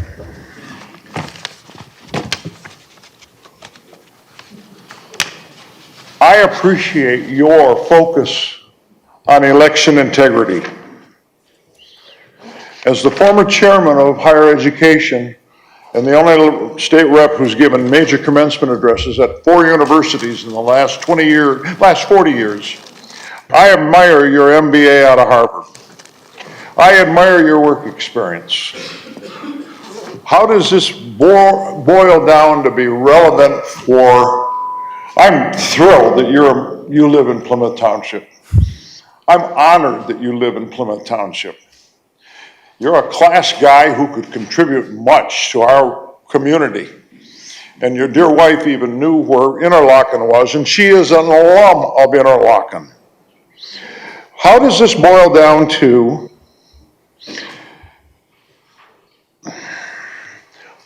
I'm trying not to answer the question, but what you could offer to provide oversight to our elections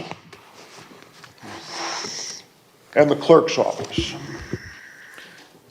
I'm not, that was a little less clear than I'd like. Can you just rephrase that? If you were appointed clerk, what could you contribute? Oh, okay. Well, let's see. There's really 2 parts, and I tried to highlight that in my topics I discussed a moment ago. There's the working with the Board of Trustees directly, and there's working with the Clerk's Department. I've managed teams of 45, 50 people. I've had managers of managers working for me, and very successfully, I might add. And I think I could work very well with the team. What I found is working with the clerical team, working with any team, is really a function of treating people with respect. I believe in treating people the way I would want to be treated. I like to provide clear direction, no games. I don't do well with games. I don't like people to play games with me, and I don't want to play games with them. But clear direction, and I mean what I say, and I say what I mean. So what I would bring to this is a strong data-oriented focus and a strong people focus. And I think those are 2 things that would really be of value to the clerk's office at this juncture. I'd actually like you to expand on that a little more, but I think I should make 2 disclaimers. One, my very dear closest sister-in-law is a Harvard ophthalmologist, and we share a deep love of classical music. Second, number 2, please don't interrupt me. Every time I start to talk, somebody to the right of me interrupts me. Yeah, that's the way it is. Okay, we wanted you to get to the question. Well, please, don't interrupt me, Chuck, King Charles. Secondly, did you not acknowledge to me, and I'd like you to put it on record, that you really have no intent to want to run for office in 2 years? Yes, that's correct. I'm You want to wash your hands of politics?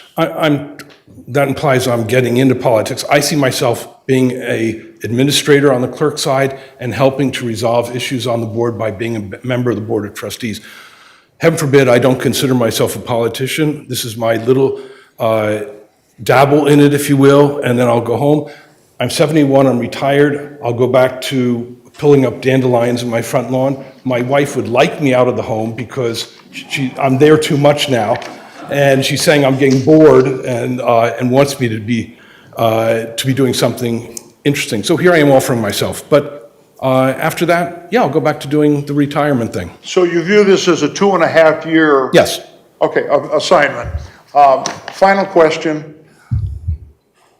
Expand on what you could contribute technologically. Okay, I think I would say my focus on analysis and data. I started as a software programmer back almost before time began. It was very early in my career, and I've worked in product management since then, and I understand data structures, databases. I work for database companies and the like, and what we are dealing with in the clerk's office is data. This is basically the management of data, and that's what I've done, and it's frankly what I love. It's why I spent a career in that sector of the technology industry.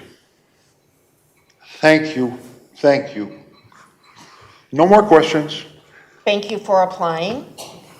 And I do want to just mention that it's a pleasure to look out and see all the smiles on everyone's face when you mentioned that your wife wanted you out of the house. I think that we can all pretty much relate to that.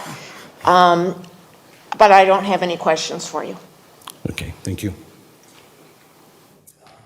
Yeah, thank you very much for applying. I think you're a tremendous option. The same question to you. Describe your leadership style. I touched on that, I think, a moment ago, but let me go do it again. I like to treat people clearly and with respect. Even if you have to fire somebody, you can fire them with respect. Mm-hmm. And otherwise, if working with people, provide clear objectives. Be available to answer questions so that you can be clear to them about what you're looking for. And then hold people accountable to that. It's worked for me for, 50 plus years in the sector. I guess it's 50, maybe it's 45 in technology, and that's what I do here. Thank you. I don't have any other questions. I'm curious, are you at all intimidated by the scrutiny of this position? Sorry. Are you at all intimidated by the scrutiny of this position and the deadlines looming for the election? No, it seems to me that preparation leading up to the election will require a lot of evenings and weekends. I've read that. I've put that level of work in, that intensity level, many, many times in my technology career. It's just another time. And I totally appreciate how important it is. These are our elections. It's so important to us that we believe in them and that we trust them. I'll be here for that. Thank you. Thank you for stepping up. Mark? Thank you, Brenton. I met you 2 days ago for breakfast. I think we had a very nice conversation. I think you would be great opportunity if we did exactly what you're trying to say. We only want to do it for 2 years to keep us going and have somebody run in 2016. I think it could be a very possible choice, so I appreciate it. Thank you. Any other comments or questions? I'm sorry, 2028. Yeah. I thought we were going to travel back in time. What do you think is the single most important role of the clerk? I'm sorry, wasn't on. What do you think is the single most important role of the clerk? Well, I think it's pretty clear right now, as we are approaching this fall election cycle, that's the number one priority, is to make sure that the primaries and the general election go smoothly and without incident. That's sort of immediacy. Now, there are other issues that I think are larger, more strategic, and those are ones I want to help with on the board as a member of the Board of Trustees. But if your question is specifically what is the most urgent thing, it is getting these elections right, which is one of the reasons why I spent the time to meet with Paula Jefferson, get a good measure for her. I think she's very capable. I look forward to working with her. Any more questions on the board? I have one. What do you think the probability of applying some type of, for example, we use Laserfiche right now, which is more of a crude record-keeping system. And there's a lot of manual operations in a clerk's office. A lot of room for error. And what do you think could be done to streamline those processes? Obviously, it's got to be within the law, Right, I think we can. which puts you in a box sometimes. Right. I understand what you're saying about manual work. That's why I made the reference to AI earlier. I've spent some time actually working with AI, and maybe there's a role for that here, developing over the next couple years. I can't speak specifically about what specific processes inside the clerk's office I would change, because I don't know them, okay? All I know is I have dealt with processes in the private sector, and I've improved them. I'd look to do the same thing here. The process improvement is one of your driving mantras, improving process. It's exactly. All right. Okay, no more questions for Mr. Baker? Okay, thank you very much. All right. Thank you. Next is Kim Gatica.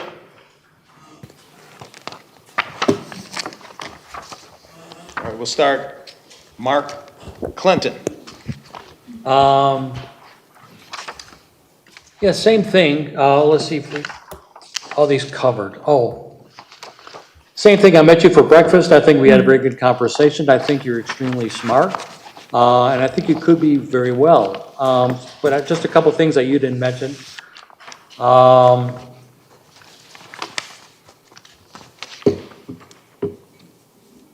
I mean, it's an obvious question, but why did you want to run for clerk?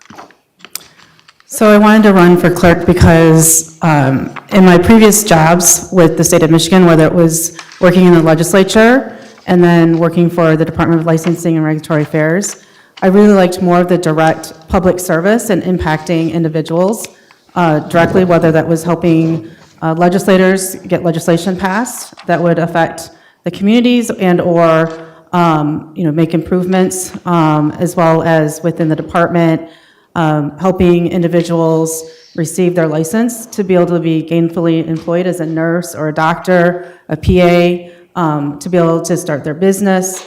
There's a lot of licenses and regulatory pieces that law carries out that really does impact the public. And I just miss that more direct impact and public service. Okay. Two more questions. If you did win, would you keep the deputy clerk? You would? Yes, I would. Okay. And then last question, if you win in 2028, would you run again as clerk? So that would be my intent. I wouldn't have sought out this opportunity, but barring, life or, any other circumstances that might prevent me from running, but that would be my intent, would be to run. Okay. I'm good. Like I said, we had a very nice conversation. Thank you. So, yes, so Kim, your resume is very impressive. You almost seem a little overqualified for the position. That's refreshing. But what would you find to be challenging right out the gate for you in this position? So I think what would be challenging is the fact that I've never administered an election, and it is an election year. So there's not a lot of time. It's gonna have to be a quick learning curve, which is why I stated very clearly that I would want to retain the current staff and the current deputy for continuity and just to rely on their expertise and experience. I know what I don't know. And so I'm not afraid to take on new challenges. I'm not afraid to ask questions and to lean on those with the expertise. And I think that's critically important. But I'm not going to lie, that's an area that I don't have direct experience in terms of administering an election. But I'm willing to take on that challenge. Again, hopefully the current team will stay on and be able to help with that process. Good.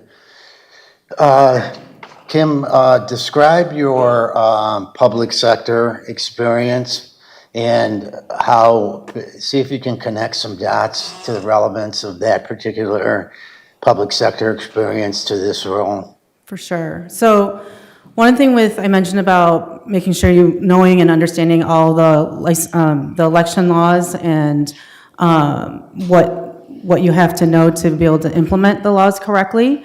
And throughout my career, whether it's, again, helping legislators craft legislation, you have to understand the law that you're trying to amend, for example, and then the impact that you're going to have with the change to that particular law. And so working for Laura in licensing and regulatory affairs, we had to understand the laws that were enacted and then be able to implement those laws through regulation. And so being able to just understand the policies and the laws around elections, compliance, the auditing process, knowing the role of the election commission, and just having that, again, understanding of looking at laws, being able to digest it, and understanding, and then being able to execute and implement those laws accordingly. That's where my public service I think, would be an advantage from that perspective. I think the other piece is that, particularly, again, working in the legislature or working with, in the department and the executive branch, I've had to work with various stakeholders, whether it's in the communities around the state, as well as with trade associations, Michigan State Medical Society, Nursing Association, all the different health professional groups, all the different trades, all the different business organizations, and so quite a few diverse groups and organizations, and not everybody can agree on different policies and regulations, and so navigating through those different groups and interests is something that I've been able to manage pretty well and develop relationships, and many of which I still stay in contact with. So. Describe your leadership style. I would say my leadership style is more coaching and empowering, trying to make sure that the team has the tools, the training, and what they need to be able to do their jobs to the best of their ability, identifying their strengths, and then letting them be able to do their jobs. I'm not a micromanager, and I believe in teamwork, and when there's issues, addressing them and finding a path to solving any conflict, for example, within the team, or if there's any individual concerns, again, addressing them appropriately. How would you approach the August primary if you were to get the job? What would you do? So I think a couple of things. I mentioned something about the qualified voter file. In order to, I think, have access to that, you have to go through the training and certification. So that would be something I'd want to look into right away to get that training through the state of Michigan. And then I also would want to talk to the deputy clerk and the team to find out where are they at with the timeline and what are their processes. I'm big on policies and procedures, and so hopefully they already have processes in place. If they have any concerns or if there's any gaps in those procedures, I'd want to try to address those immediately for the August 4th primary. Okay. Thank you. What type of time commitment do you expect over the next year? So I would expect a lot of time commitment for this role, particularly immediately.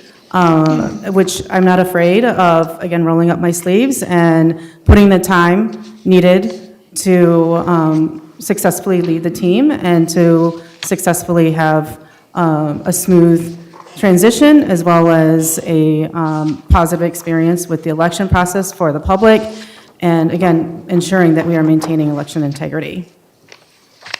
How do you plan to manage cutting your salary in half? So for me, as you can see with my public service experience, a lot of my career has been in the public sector. And I enjoy serving. I never go into a public service opportunity to make a lot of money. Otherwise, I would just go the corporate route. But I prefer service over making a ton of money. So for me, I'm blessed that I'm in a situation where I'm financially able to take a pay cut. And so that's why I would rather just go ahead and do the service part, and I'm not in need to make a ton of money. Sandy? I just want to thank you for your interest and for applying. You have a great resume, and I appreciate you taking the time. And my only question to you would be, what do you think about coming up here and working with this board? So when I was at law, I worked with 30 different boards and commissions. So, and I could probably tell you a little bit about the personalities of every board. And sometimes we fought with those boards, the department did. So at the end of the day, it's about, again, respecting each other, the roles of each other.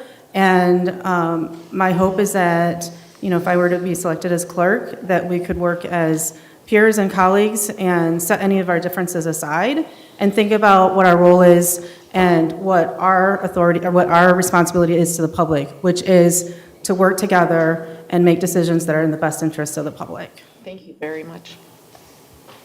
Any more board questions?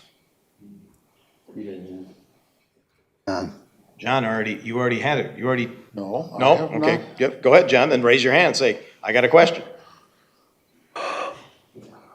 I'd like to talk calmly and slowly without being interrupted. And get straight to the question. Let's I do don't it. need to be told. Well, I worked with Kim Gedeke in the state legislature in the House Republican caucus. She was brilliant.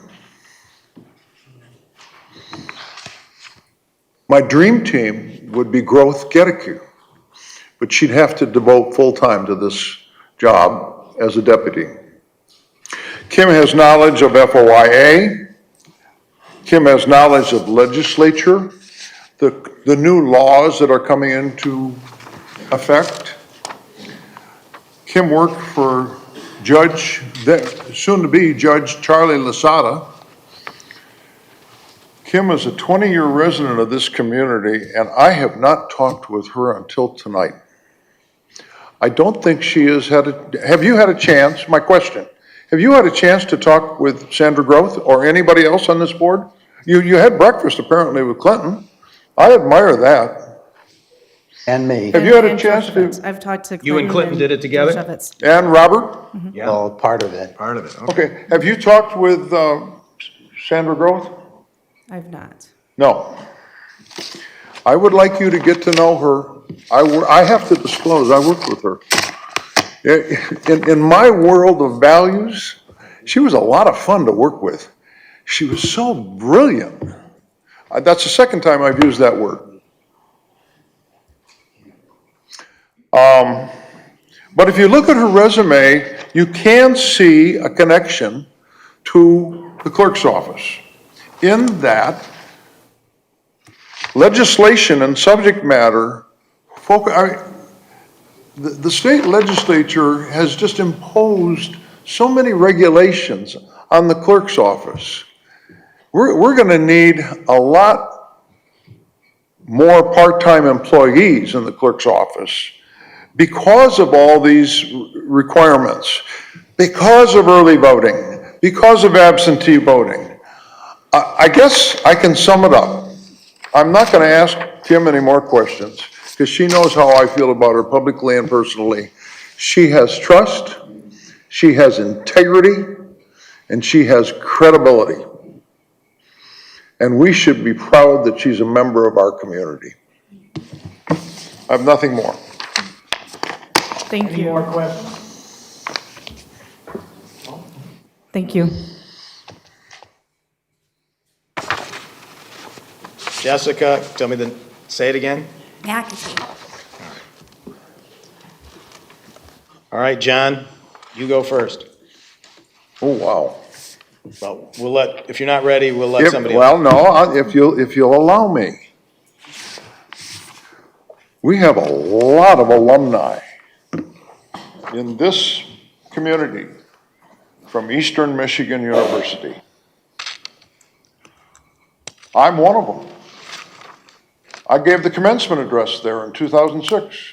How would your education there and your work experience, your formal education and your work experience, how would that allow you to contribute to being a to Z top clerk for the people of Plymouth Township? Your education and your formal work experience. Sure, that's a great question.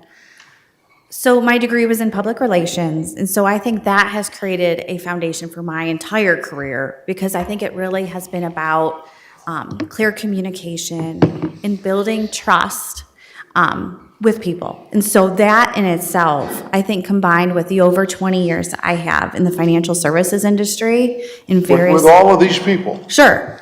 I think that would provide me the opportunity to be able to serve the community in a way that is something that you can be proud of, that is professional, and would help set a tone that maybe perhaps has not been here in the past, but would be here. Election oversight. Absolutely. So with regard to election oversight, in my career, I have overseen a number of different compliance programs, particularly the largest being our regulatory compliance at Comerica Bank, where I worked.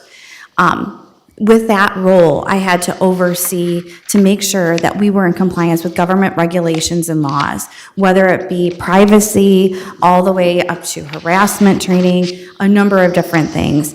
And with that, I had to make sure that I not only understood that, but that could help explain that in a way that would allow us to have all of our colleagues, over 8,000 colleagues, be compliant with those laws and regulations, making it understandable and accessible. And so when I think about this particular role, I think about how I could use that same experience to help not only, every colleague who is really participating in that election, and really overseeing it to make sure that it is done in a fair and honest way, and that we're in compliance with regulations. Okay, final question. You hold yourself out in a cover letter. I managed over 150,000 collateral and institutional records, proper retention, accuracy, security, and audit compliance. The clerk's role is that of a steward of public records, election administration, and transparent governance. Please expand. Sure. I think that, when I know you asked someone earlier about what they thought the most important role was for this particular role.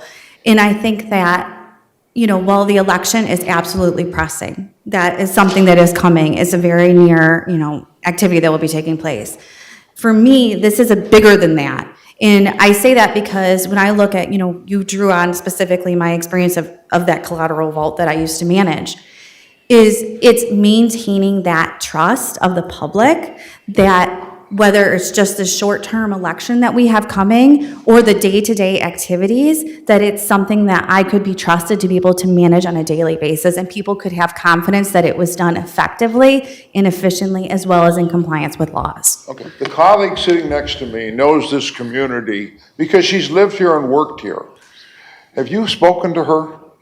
No, I have not. Well, actually, take that back. We spoke earlier today. We did. We did get a chance to connect. We have not connected previously, but before the meeting, we did have a nice chat with one another. And she does seem very, like she has a lot of experience. Thank you. My turn? Yes. I would just like to thank you for applying, and thank you for your interest. And I want to assure you and the other candidates that whatever happens with the outcome, I am available to any of you to assist or help with anything that I can help with. I appreciate that. Thank you. So do I understand you're right? You're encouraging the applicants here tonight to talk with you this next week? And perhaps they should talk among themselves. But however it works, just feel free to contact me. Okay. You done? I am. What type of time commitment are you willing to commit? So similarly, what other candidates had said is I came from the corporate world, so it was all in, all hands on deck. That is not something that is a foreign concept to me. I understand there's a very big pressing election that is coming. I'm willing to put in the hours that need to be put in, and that is something that I'm very familiar with doing because I think it's important to really put in the hours when something is important, especially what's coming. I don't recall what you said, whether you intend to run. I absolutely think that if I were in a position where I felt that I was making a meaningful impact, I would 100% want to continue to serve the community. You know what elections are like in Plymouth Township? Yes, I've participated in them, but not formally running them. It's not for the faint at heart, right? Okay, good. What do you think is the most important role of the clerk? I think the most important part of the clerk is maintaining the public's trust. And like I had said, whether it's the day-to-day operations or an election that's coming, it's really being a person that they know that they can trust to do the job, as well as someone that they feel that they can communicate with and that is going to conduct it in a professional manner. How would you consider applying some technology? Like I said before, we have a lot of manual operations that have been done the same way for decades. Yeah, I heard your question earlier to someone else about that. And that, again, is something that, having come from the corporate world, that I have a lot of experience in transformation. In terms of, I think you had mentioned, I think it was like formal records. It's interesting. When I was actually as a collateral services manager, we had gone through an exercise to take manual processes that we had and make them electronic in a way that was really transformative. And so I have a lot of experience in doing that, and I think that's really exciting. But like you had mentioned earlier, it's important to kind of do that in the parameters of the law, so that way you're doing it in a way that is not going to cause any unnecessary risk, but really taking the time to understand and do that would be something I would be very excited about because I have a lot of experience in it. Bob? I wasn't clear from your resume whether, did you have formal leadership roles over your Yes. reports? Yes, I did. So when I was a collateral services manager, I managed a team of over 25 people. And then in the talent development manager role, I had a team as well. Okay, and what is your leadership style? I would say that my leadership style is very situational in the sense that for me, it's important to match my leadership style to the actual individual and the job that they're doing. So they might have different readiness levels. So for example, I want to meet people where they are. As well as broader than that though, it's really important for me as a leader to have a very clear vision and have my team help to create that vision so that way they understand. So that way, whether it's a small task or a big task, they understand why we're doing this and how it contributes to the overall goal that we're trying to achieve. Thank you. Thank you for putting yourself out there. It takes a lot of courage. I don't have any other questions. Thank you. Thank you. Okay, so Jessica, what do you hope to accomplish right away in this role? I think the kind of the most pressing part is really just, I guess, first understanding kind of where you're at and what's going on right now. That'd be kind of the first part of it. But then after that is really understanding, I know you have the election coming up, and really kind of doing almost like a T-minus 60 day or whatever days we're at, right? From the very beginning to try to understand what tasks that need to be done to achieve that specific goal, as well as also kind of doing an inventory of kind of where your processes are on a daily basis to be able to see if there are efficiencies that we can implement, quick wins, and then also setting some goals for the future so that way we can actually make progress towards those longer term ambitions. Okay, and then how would you approach the staff on day one? I think the most important thing when you are a new leader coming in is you don't want to go in there and, rip everything out and change things. It's really kind of taking that first 30 days to kind of understand what's going on and kind of really just kind of get to know them. And then really kind of doing that next 60 days where you're trying to start to kind of see like, where are we at? What do we want to do? Like what, what needs to happen? And then really then kind of taking some time in that time too for them to get to know me, because this is going to be a big change for them, new leadership. And I'd want to make sure that they felt comfortable coming to me and that I could be a leader they would have confidence in. Okay, and then are you ready and prepared for the scrutiny of politics as you've already seen played out here and how divisive it can be? Are you prepared for that? Because it's not just about being clerk, but it's also about rolling with the punches when it comes to the politics and the posturing and such, because you will still be a trustee here. Oh, 100%. So I come from the corporate world, and I'm not going to lie, I have never seen a meeting that was quite as contentious publicly.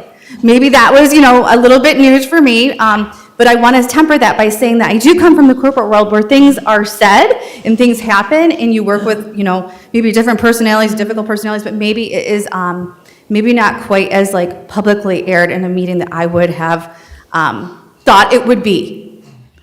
But that is not to say that I am thin-skinned or don't know how to deal with difficult people, because I certainly have had that experience over my career, and I would not have gotten to the level that I got in my career had I not been able to do that. And so I'm prepared for it. I just had my eyes opened a little bit, though, that I wasn't quite, aware that that was going on here. People get very brave behind a keyboard, and they'll say things about you on the internet, and you got to just let them roll off your back. Right. That's it? Jessica, thank you very much. I didn't get a chance to meet you, but it's interesting how we have a lot of good quality people here. You've been at Comerica Bank basically your whole life, correct? I had previous jobs to it, but yes, for the Pretty much the same. post-college Okay. career, yes, I was at Comerica Bank.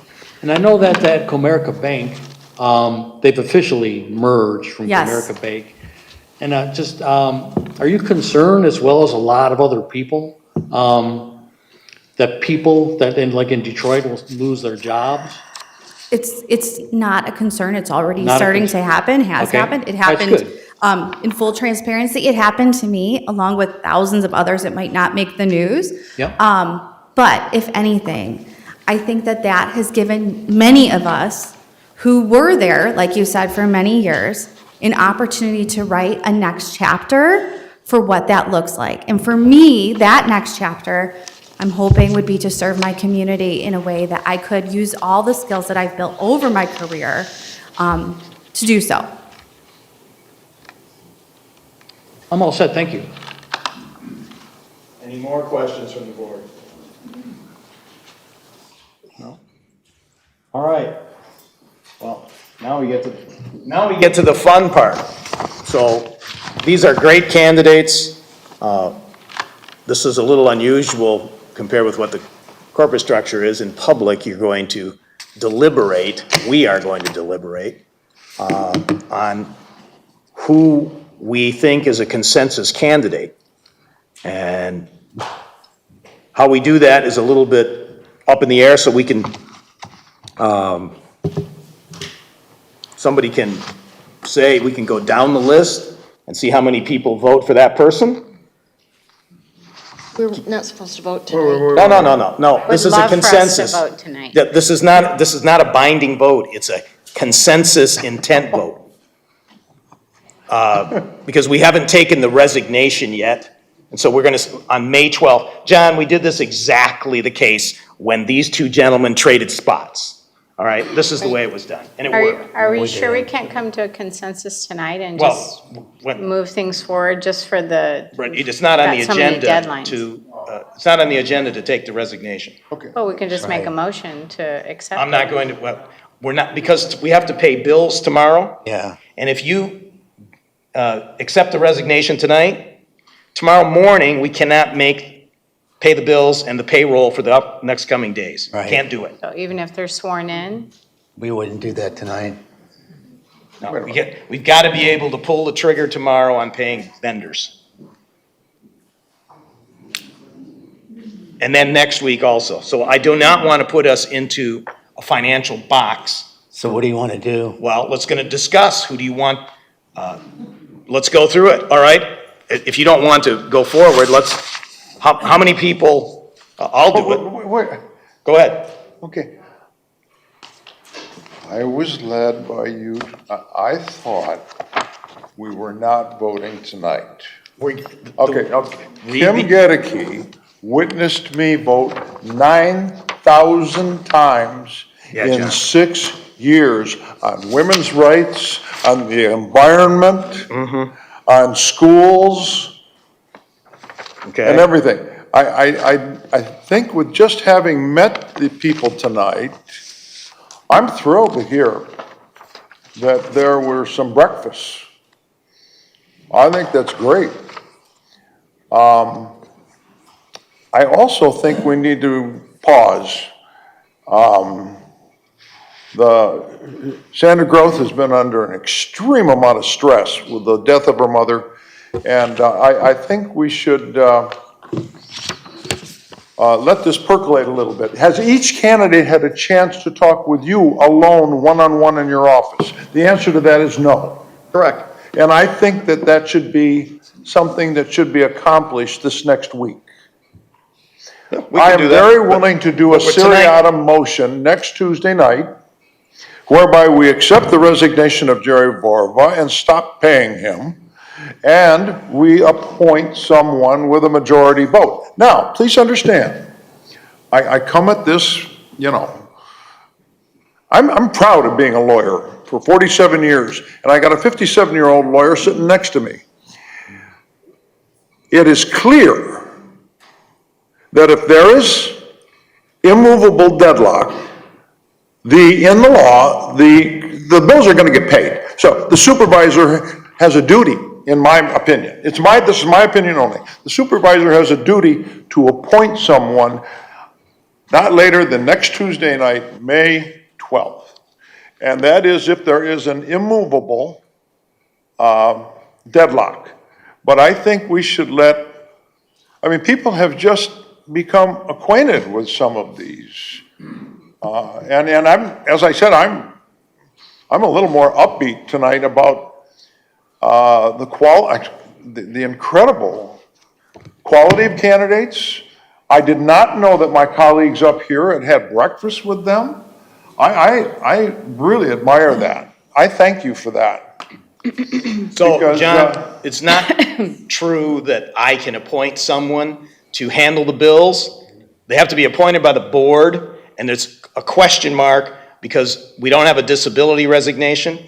So let's continue with deliberations and arrive at a consensus candidate that then, next week, we can vote on after accepting a resignation. I'm not taking the chance of shutting down Plymouth Township government and playing guts ball. Okay. So let's discuss the candidates. Well, with all kindness, I would like to defer to the township attorney on the legal opinion, with all kindness toward you. I happen to have a different opinion than you. And it's opinion, and it's not correct. Well, I happen to think the law is the bottom line. And the law, according to... All right. So, John, okay, let's You hear from cannot John. tell me what the law is. Yeah, that man can tell you, and I already know what the law is. So, John Clark, give us a quick summary. We already know, it's widely known in Michigan Townships Association, you can't go without a clerk or a deputy, and Right. both of them are gone when you take the resignation. That's a given. Yes, yeah, so I agree, yeah, and certainly, that's why the board in 2022 appointed then trustee Dershowitz to the treasurer position to be effective at a future meeting, which then they accepted the resignation of then treasurer Clinton, and then you were sworn in. So that was a process that was used in 2022. In some respects, it seems illogical. You think the most common way would be you accept a resignation and then you appoint. Well, we saw what happened last week. Had we used that process last meeting, had we accepted the resignation of Clerk Borba had a 3-3 deadlock, we would have had a vacancy not only in the clerk position, but the deputy clerk position, which would have led to the possibility of bills not being paid. The supervisor and I did today have a brief informal conversation about, is there the legal authority to back that up? I haven't researched it at this point. I know there could be a legal argument to that point, but I'm not prepared tonight to render that decision. Okay. Because if it's inaccurate or it's challenged, again, that's just one person's opinion. If it's challenged, someone challenges that appointment or the resignation, and now we go payless paydays and bills not being paid. We have Treasury coming in, it becomes a complete mess. So I think I would prefer either the consensus or at least appoint somebody to be effective at the next meeting or a future meeting, so that at that point the resignation can be accepted, and we can then formally swear that new person into the clerk position. I think the one you just said. So we're going to do a consensus. What? We're going to do a consensus, so then we can appoint next week. So, Okay. do we have any nominations, or I'm going to go through the list, and you can raise your hand, and Sheila Acker will keep some records, and we'll talk about it. So this is like an Should we in-caucus raise our vote? hands for everybody that we would, This is like a straw poll. do we have to pick one? You can pick your number one choice. Who's your number one choice? Or you can nominate somebody, not nominate, let's go through the list. How many people? Or one process, We- again, you can make a motion to appoint them to a future date of a meeting. If there's a second, you could go through that process too. Yeah, like I said here I said the board may engage in deliberations to identify a candidate. This is in the agenda, who appears to have consensus support for a potential future appointment. It's pretty clear.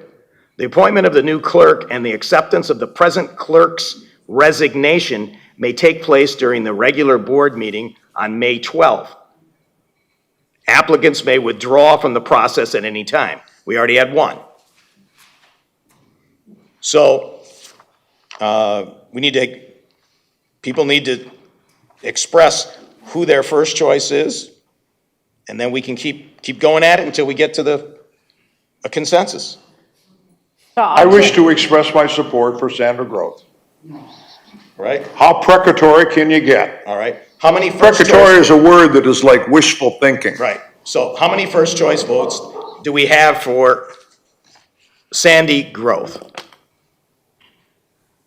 So there are three people who are first choice votes for Sandy Groth. Sheila Acker, do you have that written down? Okay. Okay, so given that you're not going to change your vote, I'm going to go ahead and put my vote in for Kim Gatica, and I believe that Bob and Mark Are you will weigh speaking, in on let that. them speak for themselves. So what are Bob and Mark, have you guys already made some arrangement? No. Clearly. I could hear them talking about it over here. Okay, so go ahead. What are you proposing? I'm putting Are my you- vote are in you for with- Kim. okay, Are you withdrawing?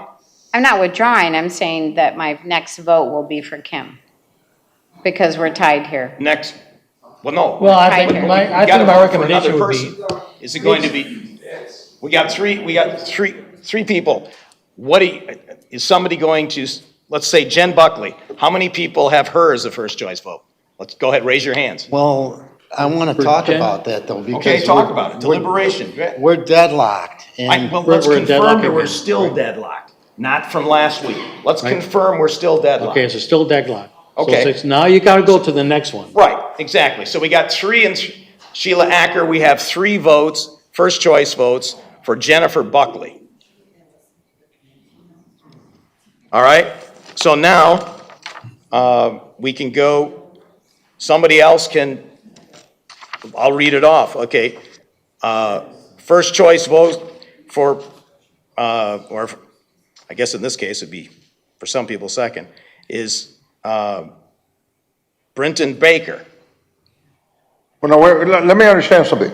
If my colleague to my right, if she and I would refuse to vote in this straw poll, then you could possibly elect a clerk tonight if you get 4 votes. We're not electing a clerk tonight. We're getting a Well, what's consensus. this, yeah, I never changed my vote from when I was in caucus. Well, and this that- is not caucus. And, This is well, but I mean, pragmatic. the highest compliment that Richard LeBlanc and I ever got was that we never changed. When we cast our vote, that was it. Yeah, if you Well, we're never not gonna get past the deadlock unless we. Change. Got to do what's right for the township to get things back rolling. So I'm gonna Bob, you're put- back to the word deadlock. Yeah, and I think that we have a number of great candidates. There's some plus to that. We won't have to backfill a trustee seat and go through the same pain. And we'll have a person that has executive leadership experience, because this really is an executive leadership role. Okay, so Jennifer, you said that you would change your vote to which person? Kim, I just wrote some things down during Kim her Gatica. during her interview. To me, she sounded competent and capable. I'm confident just looking at her resume and the things that she talked about, that she'll get trained up right away and become highly proficient at this. And I think she brings a fresh leadership perspective that I think the staff will warm to, and that's really of the greatest concern for me, is that we can get the show back on the road and she'll be more of a servant leader to them. So for the benefit of people, just, Kim, raise your hand so everybody knows who you are. All right. Any other support for Kim Gatica? We have two. Any other support? Ditto for me. Okay, We can't get in the deadlock. well, just with hold this on, one. I haven't made my decision yet. So I could be the deciding vote. Yes, you could. Right. Power. Well, John, you seemed really impressed with her too. Did you ask me something? Yeah. No, I you were just said you impressed with seemed Kim really Gatica. impressed with Kim too, so maybe you Chuck consider- isn't the only are one you to considering change his changing your vote. vote? No, I'm not, no. No? All right. So how do you propose we get off the deadlock?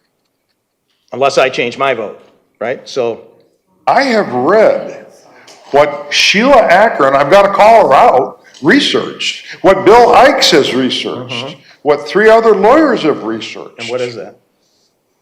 Upon deadlock, the supervisor has the authority. I am not, okay, the No. supervisor We're all has equal the. authority Now, here. perhaps The you'll key get to words that are, point next okay, week. I can show you here, the key words in MTA is you continue deliberating until That is correct. and you continue voting. That is correct. All Well, right. I'm So not changing we're my de- vote till the we're- cows come home. We're deliberating. I'm So, done. I can assure you that MTA actually used those words. You continue, keep going, and that's what we're doing. So, I would ask you to let this week be used, this next week be useful for people to talk to people and to come in and talk to you well, one-on-one. no, we can do that. But I want to walk away here with a consensus, and maybe it would get changed, but I hope not over the week. So you want to get engaged but not make any commitment to marriage? Exactly. You get engaged, you don't get married the next day or that day. I don't believe We're not in long getting married today. engagements. I did. No, I didn't. I'm kidding. So we have a 3, maybe a 4 consensus. What about any of the other candidates? Do we have any support for them? Yeah, I mean, Yeah, they're all great They're good, candidates. but I think Yeah. she's Gets to top of that. I Okay, think you that's all what are we want to great. hear. That's part of the deliberation. I will say some support about, I would like Jessica Matee to sit down with Sandy Gross. I'd like Kim Gedeke to sit down can do with that. Sandy Gross. They can do that. that's not gonna. And I don't know how we can, I'm tired of saving people. I don't know why the supervisor should have a one-on-one, because we're all hoping for a more positive, depoliticized relationship between the clerk and the supervisor. We're coming off a well, there's no, okay. The clerk and the supervisor, the former clerk and the current clerk and the former supervisor had an ironclad power, immense power over this township. And that's what I hear from other people around the state of Michigan. And we, we need to go onward and forward to something more positive. Yeah, those days are over. I'm Yeah, thrilled. and I think that's why a I good am fresh thrilled perspective that Bob can- and Mark had breakfast with a couple of you. I'm thrilled at that. Okay, so, good. How about, I didn't know that till tonight. Could you listen to the township members a little bit? I mean, I'm sorry to interrupt. yeah, you are interrupting, but the township member, unfortunately, by law, it is not the people in the audience that are going to make the decision. We have heard you, you get to talk, you get to talk afterwards. Everybody will have 3 minutes, but we're trying to get a feel for it here, and I urge you to be patient. What is your name, and we will bring you up first. Who are you? Julie Harb. Julie Harb, okay, great. So Chuck, so we know you're voting for Sandy, but what's your next? Well, that's Top what we're choice. gonna get at, but I wanna feel out what do people think about the other two candidates, Brinton Baker and Jessica, I can't get the name, I think that, McAtee, there it is. I think Britton. I'm Scottish. Brenton would be great. And Dutch. Hold on, he's talking. But, my, concern is that he would only be here for the short term, so he learns and he's gone. So the it'd be other an side of the- investment and the learning curve steep and then gone. Yeah, and the other side of that coin is that, it does make the seat open in 2028, so it's a wide open seat, and then the public can decide who they want to be the clerk going forward from there. So that's the plus. I mean, he's a wonderful resource, I think he'd be great. But the minus is the 2-year, 2 and out. 2 and out, okay, that's what I wanna hear. Any comments, any more comments about Brinton Baker? No? Well, no, He's a great guy, he's Same- perfect. Same type of thing. I think the most important for me is that going back to our current deputy clerk, Paula, we decided that everybody said that Paula will stay, except for Sandy. So then the next person said, well, am I going to run after 28 or not? And it looks like, Brinton? yeah, is not going to run in 2028. And everybody else says, well, Sandy said you probably will not run in 2028. Correct. So the other people do. So I got to put it all together, because my goal would be, I want somebody to not only run for 2028, but going forward. And I want to keep the treasurer, Paula. Those are my two Deputy issues. clerk. Deputy clerk. I'm Just sorry, deputy promoted clerk. her to treasurer. I So, still can't get rid of it. and I think, So there's no total commitment. The I get deputy it. clerk could quit, Yep. yeah. and then they would have to find somebody else. Yep. And they find the person, not the township board. So they have total right to select the candidate for deputy clerk, and the only thing the township board does is approve the salary or create the salary. So, that's true. Any of us could drop dead tomorrow. I think in 2028, there's gonna be, a lot of, change, because I'm getting old and you people are not any younger. I'm getting old. I feel good. I think it's time, I really think that, in 2028, I'm gonna look for, the next generation to play a bigger role in the township. I was 42 when I was first elected to the board. Chuck, you were what? 37. 37. And, we're underrepresented in the new residents in the township. I'm 71 now. So, All right. Any more comments about Jessica? About what? Jessica? Well, Anything I'd like else? to respond. I believe the deputy clerk, according to statute, is an at-will employee. Yes. I have another old-fashioned belief that you owe it to yourself if you can't work under someone, i.e. the supervisor, if you're going to sabotage that person, you owe it to yourself to go onward and forward to another job. You suck it up for just so long, and then you say, no, I have some morals. I have a red light that goes off. I can't work for this person anymore.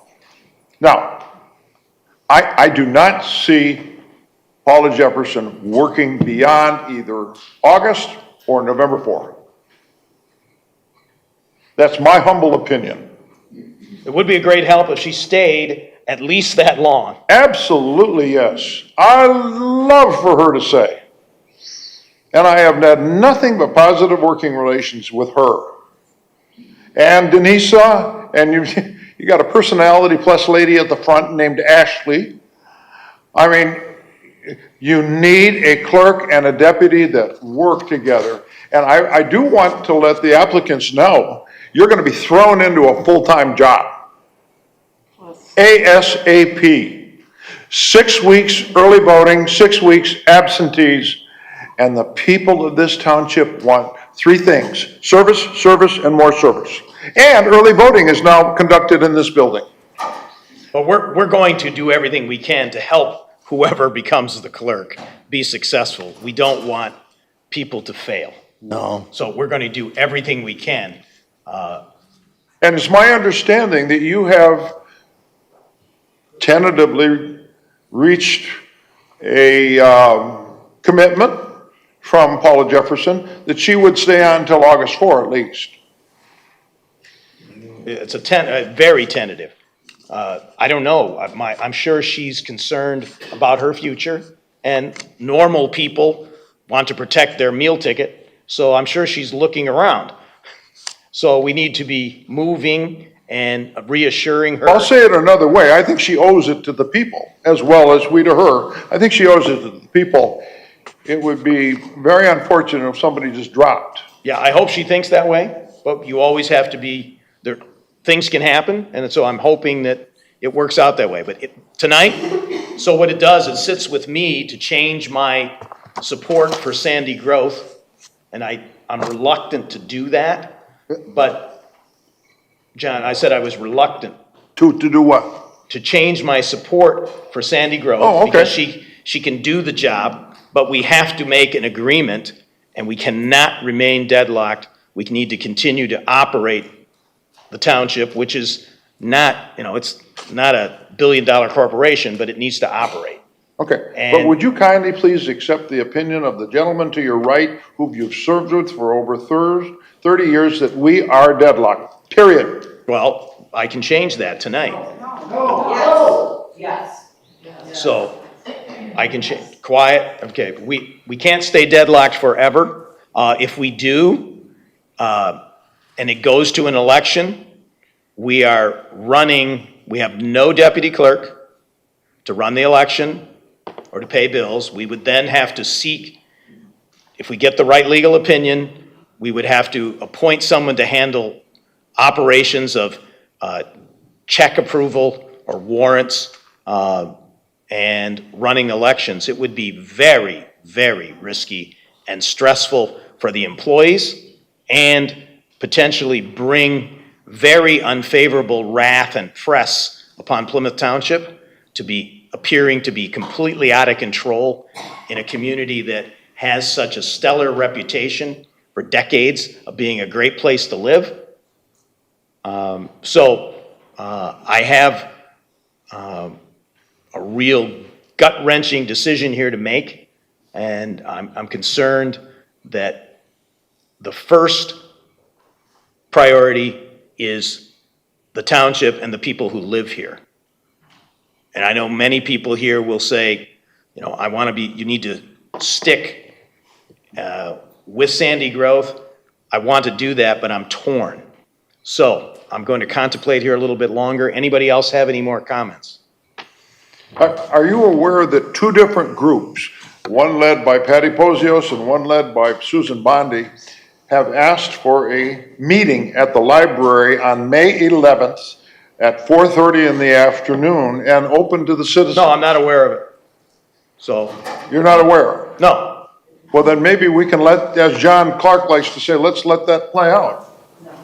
So that is, This seems like a real political maneuver. I mean, we So, have great yeah, candidates they here. can still have the They're ready- meeting, Ready and okay? willing to step up. I meet think with you're being whoever they very want. wise and prudent, Chuck, in this, and that, I mean, this could just turn into a complete mess. so you're willing to abdicate, you're, not abdicate, but, Absolutely, whatever is best for the township. and I spoke with Sandy about this. Sandy, what is your? Okay, Wait, John. I spoke with Sandy about this. Sandy, what is your, help me out here. What are your feelings? As I said, I volunteered to step up because of my experience, and I thought I could get us through the two elections. I didn't have the opportunity to speak with Paula, but Paula and I worked together before. I would work with her, and I would like the opportunity for some of these other people who are so interested to have an opportunity to learn a little bit. So I'm not running for election. I'm not going to run for clerk in 2000, this 28. year. 28. Not even this year. Oh, you mean if we go to election after 45 days? Right, all I'm saying is, I'm willing to step up and do the job until the election, and whoever wants to run can run. And I'm not saying I won't work with Paula. I didn't have any problems working with Paula. And what I want is, pardon me? Hold on, go. That's new information. What, new information is what? Because you, didn't hesitate when you were asked the question that you would let her go or not reappoint her. Bob, I sat and spoke with you very briefly, and you asked me, and I said no. And I told you why. I had concerns about the way residents were treated, and I had concerns about even the clerk's office staff, the way they treated some residents. So that was my initial reaction. However, as I said, over the weekend, I started thinking about it, and I was trying to figure out if there was a way that we could make it work. I never had problems with Paula working under me before. Paula never had problems. So what I want is what's best for the township, and I think at this point that is for Paula to stay clearly, and I don't have a problem working with her, and I don't have a problem stepping up just to do it so that we can do the elections and get through the elections this year, but I don't want to give up my seat on the board just to step up for a temporary position. All right, Well, go ahead, John. we have one and only one candidate with election oversight experience. Absolutely. The qualifications for election experience is Sander Growth, hands down. There's no question about that. It's just the other factors. I agree. 2028, mainly 2028, and the deputy situation. The, Would, I don't really. Go ahead, speak into the microphone. Yeah, I mean, I'm not comfortable. This is a more difficult position I've been in during my time on this board, and it's not my nature. I'm not comfortable being publicly critical of individuals. However, people have asked me why I won't support Sandy, and I'm going to speak directly to you. I have nothing against you personally. You've always been nice to me. You're nice to my family. But the problem is, and as I had mentioned earlier, over the course of my career, I've hired a large number of people, engineers, technicians, project managers, analysts, and I've reviewed thousands of resumes and made roughly 100 hiring decisions. And I learned something early on that has proven true over and over again. You don't hire the resume, you hire the person. Resumes can be impressive, they can check every box on the paper, but they do not tell you how someone treats people, how they handle conflict, whether they take accountability, or whether they can lead effectively when things get difficult. They can leave out critical information or mislead, and that's what matters most here. I agree that Sandy has relevant, albeit dated experience, but I agree with what Chuck said, no question. But that's not the issue. If this decision were based purely on technical qualifications, this would be a much easier conversation, but it's not. This isn't an executive leadership position. The clerk must lead people, build trust, collaborate with other leaders, maintain professional relationships, and create a stable work environment. Those are not secondary qualities, they are the job. My concern is the track record we have, both historically and even more recently, raises some serious questions in those areas. When you previously worked with the township, there was a pattern of strained and at times dysfunctional working relationships between departments. These were over recurring challenges and people didn't play together right. And I think from what I have been able to gather is that you burned a lot of bridges in the township. So in any organization, disagreements happen, but that's normal. What matters is how those disagreements are handled, whether they're resolved constructively, whether the relationships are repaired, and whether the work environment remains professional and productive. The history here suggests that those outcomes were not consistently achieved. When I met with you a few weeks ago in my office, I let you do most of the talking because I was looking for specific things. And I gave you every opportunity to address past issues directly. What I was looking for were simple ownership, reflection, self-awareness, some acknowledgement that things could have been handled differently and that you've grown. And I didn't hear that. All I heard was that wasn't true or that was this person's fault. I never heard you take any responsibility for any of the failures in the past. And I think that's what matters, because if someone cannot recognize their role in past conflicts, it is very difficult to believe those patterns will change in the future. I was also concerned by more recent behavior, and I totally understand what you were going through, and I felt really bad when you left my office, but you texted me some nasty texts and you came right over and you didn't calm yourself down, and you just promised me 4 days before that you were going to stop doing that, firing off texts and emails when you were wound up. You just promised me and you did it. And you did it the next day when you came in to file that paperwork, and you called Carrie Morick, works in my group, who is, she's lovely. I mean, everybody likes Carrie, and you insulted her. How did I insult her? You told her you don't want to deal with her, you want to deal with the nice one. Oh, my gosh. But I'm concerned about this recent behavior because I haven't seen any change in the clerk's office cannot function effectively if the leadership is unpredictable or volatile. With that, and as I mentioned, with days after promising me that you would change that behavior, you had 2 occurrences in 2 days. And you said to the staff that you're asking to put in charge with, you called them disgusting. Your character assassination is causing me to want to walk out. Okay. You have morally and personally, your recollection of the talk with Sandy is not what she told me it was about. So I think you're having a problem with some memory. So I make a motion to adjourn tonight. No, So we're we not also adjourning need to yet. be I make a motion I to don't know. adjourn tonight. Not accepted. Is there a second for the motion to adjourn Are tonight? we going to allow Wait. the people to speak? Wait a minute, I need to Oh, make that's my right, I'm decision. sorry. What? No, I'm we're sorry. not making I a apologize. motion. I need to apologize. express what I'm willing to do. Yeah, we have. Talk about what? But we don't, we I'm did, sorry. I already asked. I'm sorry. Does anybody have any support or can we get 4 people to consider Jessica? Right now, we have 3 people that are willing to accept an alternative candidate. It's Kim Gatica, and then I would be the 4th if I jumped in on it.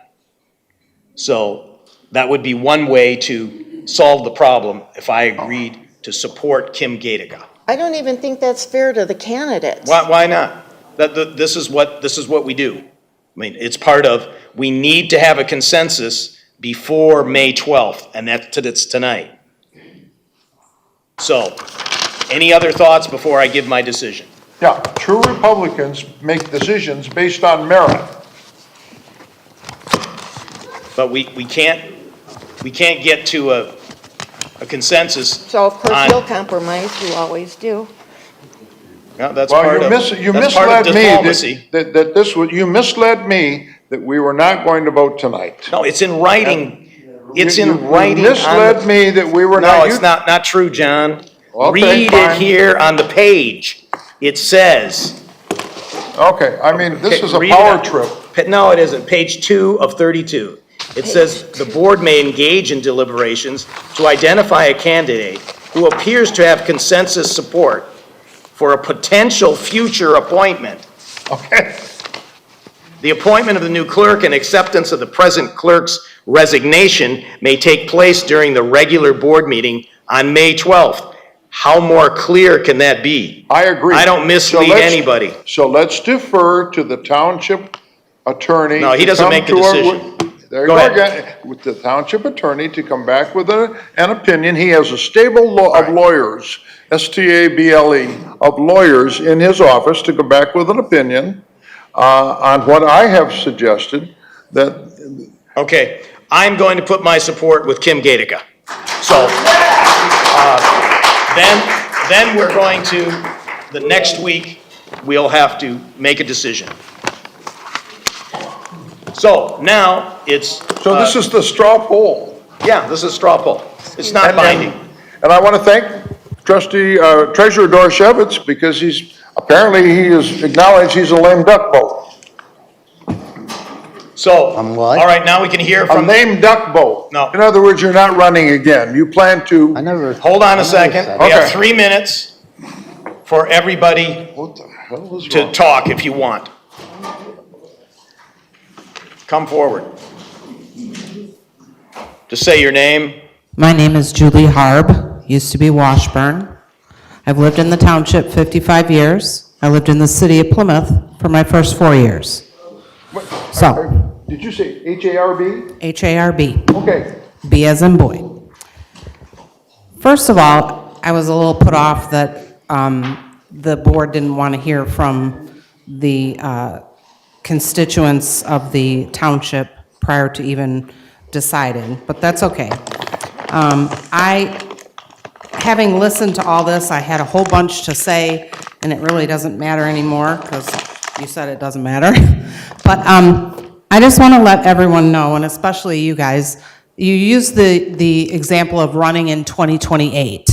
First of all, if someone is appointed now and runs in 2028, that doesn't mean that they're going to get elected. And Sandy Gross said she wasn't going to run either. So you threw Brenton Baker completely out of the realm of possibility because of that fact. I personally was a census worker in 2020, and Brenton was my direct supervisor. He is the epitome of a word that all of you should learn and learn the definition for. That word is respect. I didn't see much of that tonight. It's very disturbing. He was smart, efficient, helpful, respectful, and collaborative. He knew how to work with any type of person. And to dismiss what he has to offer is a serious mistake, just because he's not going to run in 2028. The The other thing I wanted to point out is that there's a lot of election workers here. You're talking about the employees all the time. Well, I'm sorry, but us election workers are your backbone, and if we're not happy either, then that's going to be a problem for the elections. So you really need to kind of tone it down and think respectfully and base your decisions. I'm glad other people have taken upon themselves to change their votes or whatever, but you're missing, Brenton is amazing, and he was my direct supervisor. So just because he's not running, don't discount him, please. Thank you.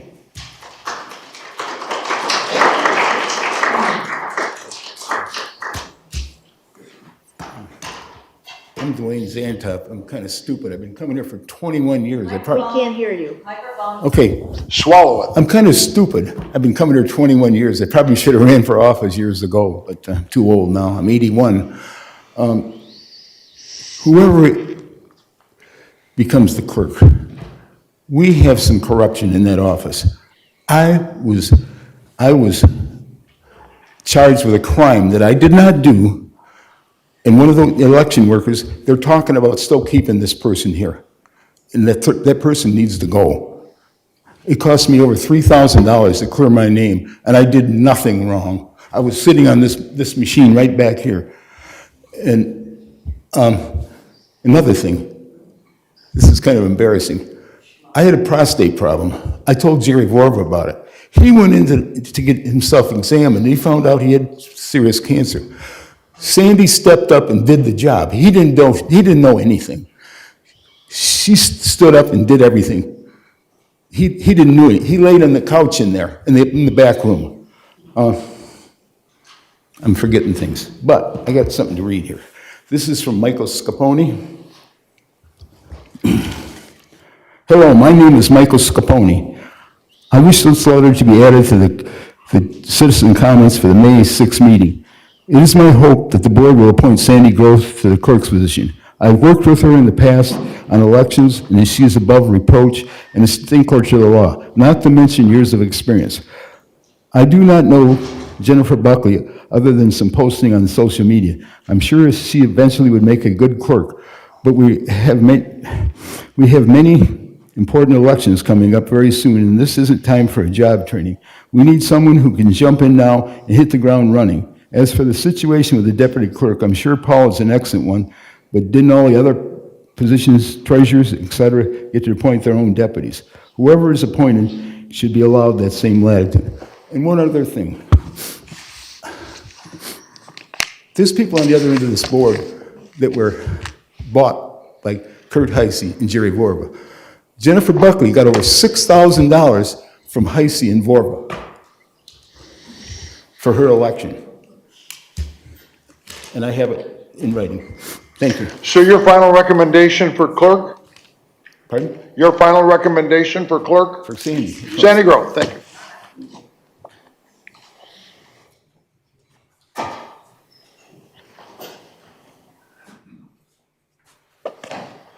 Good evening. My name is Tina Krager. I'm here in my capacity as a poll worker.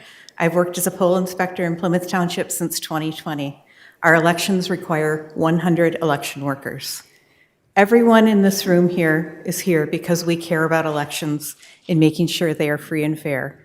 So as we approach this topic, we all have that in common. We start from a place of agreement. I appreciate the opportunity to share two concerns for your consideration, and those are continuity and competence. And I think that the recommendation that has emerged tonight will actually enable both of those. We need Paula Jefferson, Jennifer Wells, and other key people, as well as poll workers. That if a new clerk did not value continuity or caused people to walk away, the system would collapse. There isn't time to learn, regroup, and train a whole team of election workers. Voters want their voices to be heard through a safe and effective election process, so continuity is essential. For competence, elections are nearly sacred to poll workers. We are dedicated to making sure every qualified voter has an opportunity to cast their vote. It's the bedrock of our democracy. Under Jerry Vorva's leadership, workers were well-trained, supported, and accountable. He set the tone and developed a hardworking team that was committed to upholding the democratic process. The next clerk should have the confidence of the election staff and be highly competent. So I implore you to promote free and fair elections, and that depends on continuity and competence. And I urge you to choose a clerk who will have the full confidence of the election workers and ability to perform with excellence. Thank you.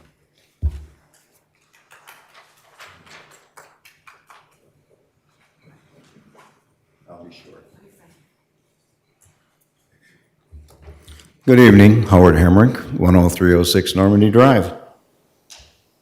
In the next 6 months, this township is going to have an election. Might actually have 3 coming up.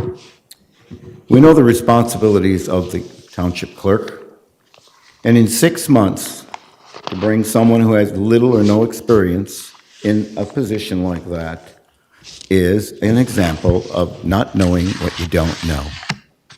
Only one candidate knows what they know. You can call it dated, but their election law is the election law.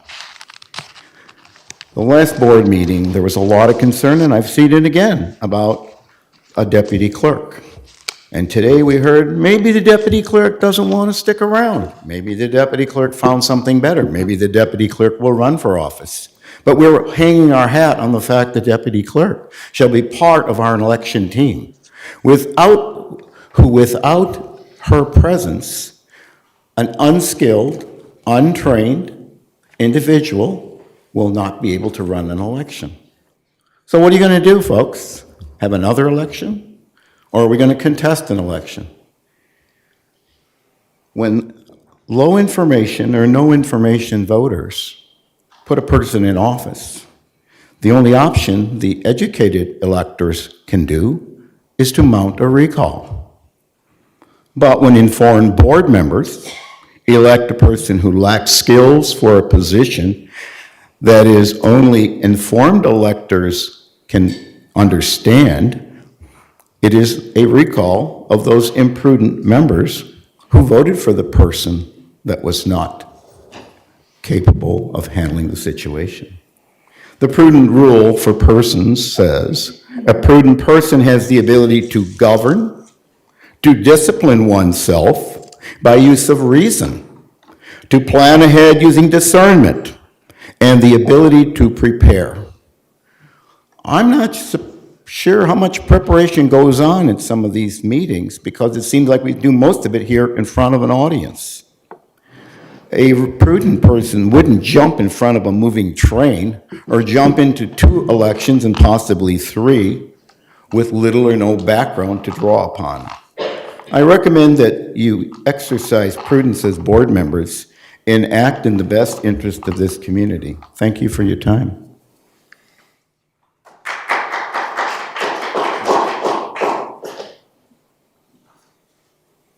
Hello, my name is Jennifer Wells, and I've been a Plymouth Township resident for 14 years. Over the past 8 years, I have served as an election employee in the clerk's office, a precinct chair, supervisor of the voting center, receiving board chairperson for the voting center, and I've assisted in writing and running all the new trainings. As we've talked about tonight, the most important question right now in relation to the clerk's office is how do we run a lawful and effective election in 2026? I would support the board's decision to split the tie and choose somebody that can fill the office for these following reasons. Elections have changed dramatically in recent years due to significant changes in law. There have been 2 major constitutional amendments in the last 8 years that have affected election law.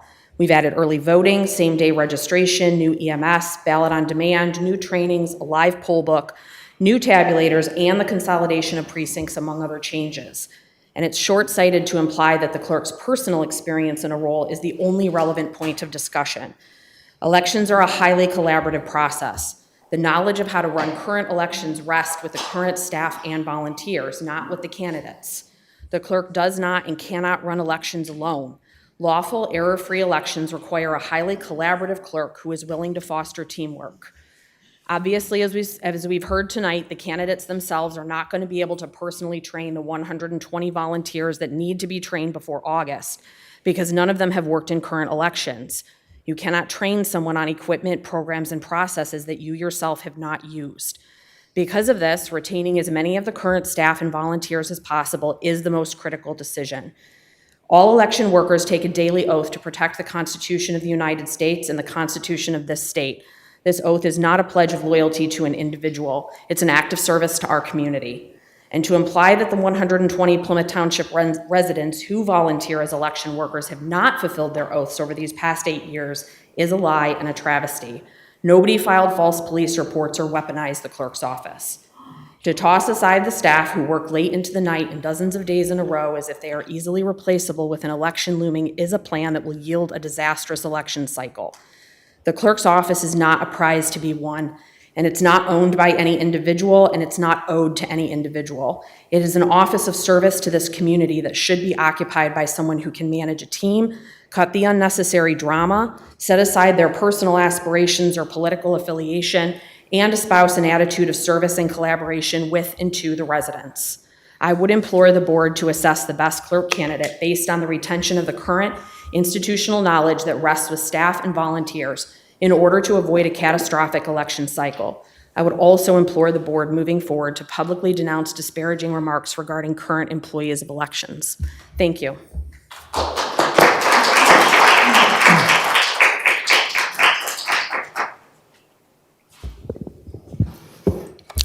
Hello, board. My name is Mindy Ostarsky. Continuity of this upcoming election is critical as we have less than 3 months out. Over the last 8 years, new technology has been a significant part in our election process. The current deputy clerk already has the in-depth knowledge and professional relationships with the Dominion technology and representatives.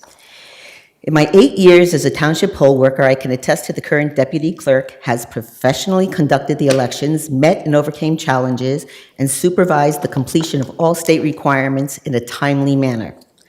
The current deputy clerk has, through her exceptional communication skills, brought about an atmosphere of camaraderie, motivating the best efforts from staff and poll workers alike. During the last board meeting, an applicant for the clerk position, Sandy Groth, touted that her past experience as a deputy clerk. She stated for the record, you did in fact state that when you came on and Vorva came on, that you basically ran it, and you said the same thing today, that you basically ran the elections because it was your knowledge, not him, and you brought him along and you trained him and you helped him. Well, in that same light then, Paula, who is the current deputy clerk and who has the current experience and the current knowledge, can help with anybody who takes on the clerk position, just as you said you did for Vorva. Okay? You also stated that your first act as clerk would be to fire the current deputy clerk and any staff that you should have an issue with. It is on the tape. I watched the tape. You said your first act would be to fire her, and then it was brought up how other people had issues, and you said anybody who had an issue with you, you would fire them. It's on the tape. Okay, anybody who wants, they can go ahead and listen to the last agenda. Okay? Other than that, I understand that it's within the rights of the new clerk to choose whoever her deputy clerk would be. But it is not in the best interest of the township to fire multiple knowledgeable staff members and attempt to open position, go through the hiring process, and then get new staff up and running in the next 3 months. When you were asked on the tape who you would appoint as the new deputy clerk, you were asked, for clarity and transparency, please say who you had in mind if you would become the clerk, who your deputy clerk would be. And you said you had someone in mind, but you would not provide the name. So when you just talked about standing up here and giving us transparency, that is not transparency. We are fortunate to have so many... Okay, you're done.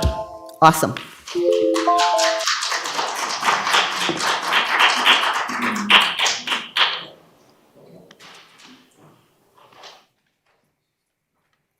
Good evening. Good evening, Supervisor Kermey and members of the board. My name is Lisa Capatina, a former resident of Plymouth. Many of my family members are still voters in Plymouth Township, so like others here, they consider this appointment very important. I am speaking on their behalf.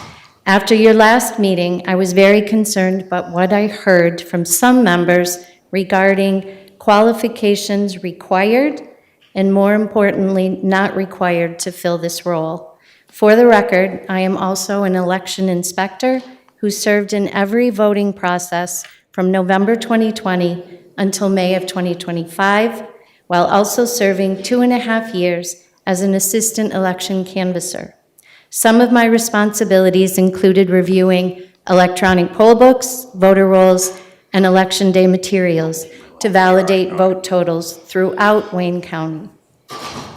For those working elections, it is evident they are complex, and as has been noted multiple times already this evening, there have been significant changes to voting in our state.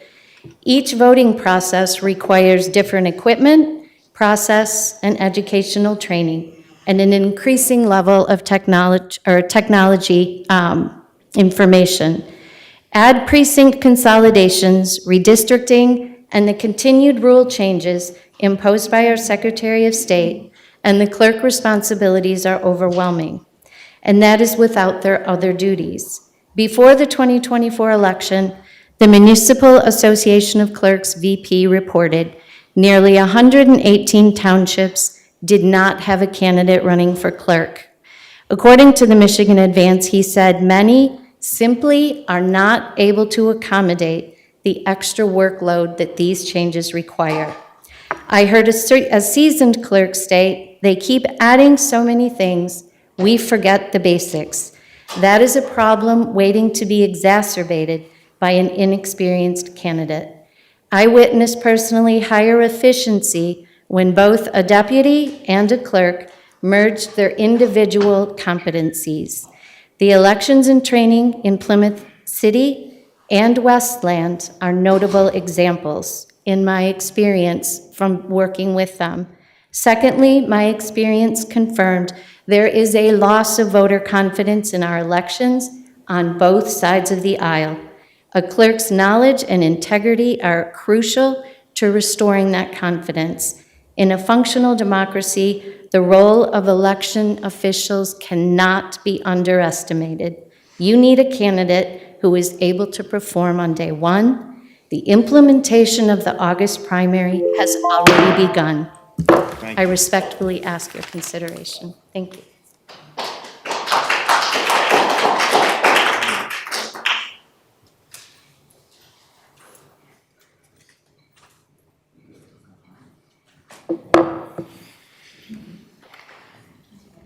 Susan Bondi. I have lived in the township for 56 years. I have worked the elections. I worked under Jerry Vorva. I worked to get some of these people, Mark and Kurt Heisey and so forth. I helped work to get them elected. So I've been paying attention to a lot of this ever since that time. I did work with Sandy Groth when Clerk Vorva took office, and I have personal knowledge. I personally observed that Sandy did do the large portion of his job, okay? Especially when it came to elections. Also, some of the duties that used to be in the clerk's office were removed and passed over, given to the supervisor's office under Clerk Vorva. I don't know why, but essentially creating the board packet and creating the agenda used to be and generally falls under the clerk's office. It is now being done by the supervisor's office, okay? One thing I'd like to say to Jennifer Buckley, Trustee Buckley, is I'm ashamed of your 5-minute speech. I think it was entirely unethical. I won't go into any more. We all know what you said. My support is behind Sandy because of her extensive knowledge. And I don't believe that supporting Deputy Jefferson should be a criteria. If Paula and Sandy can work together, that would be wonderful. But there were some gross inefficiencies, or I would say malfeasance, that took place during the last election, which was held, and basically Deputy Clerk Jefferson was in office, but I believe she was running for office elsewhere.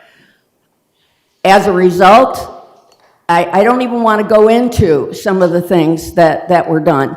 I believe Jennifer Wells was actually asked to do some things that I don't know whether she felt they were ethical or not, but essentially it affected some of the people here that were running for office and so on. So she'll have to speak to that if she, wants to tell us why she feels that those were ethical at the time.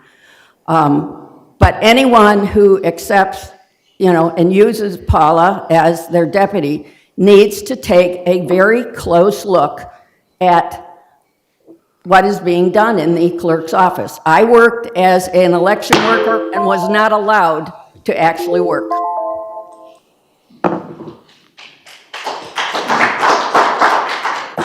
Anyone else? So, any more comments?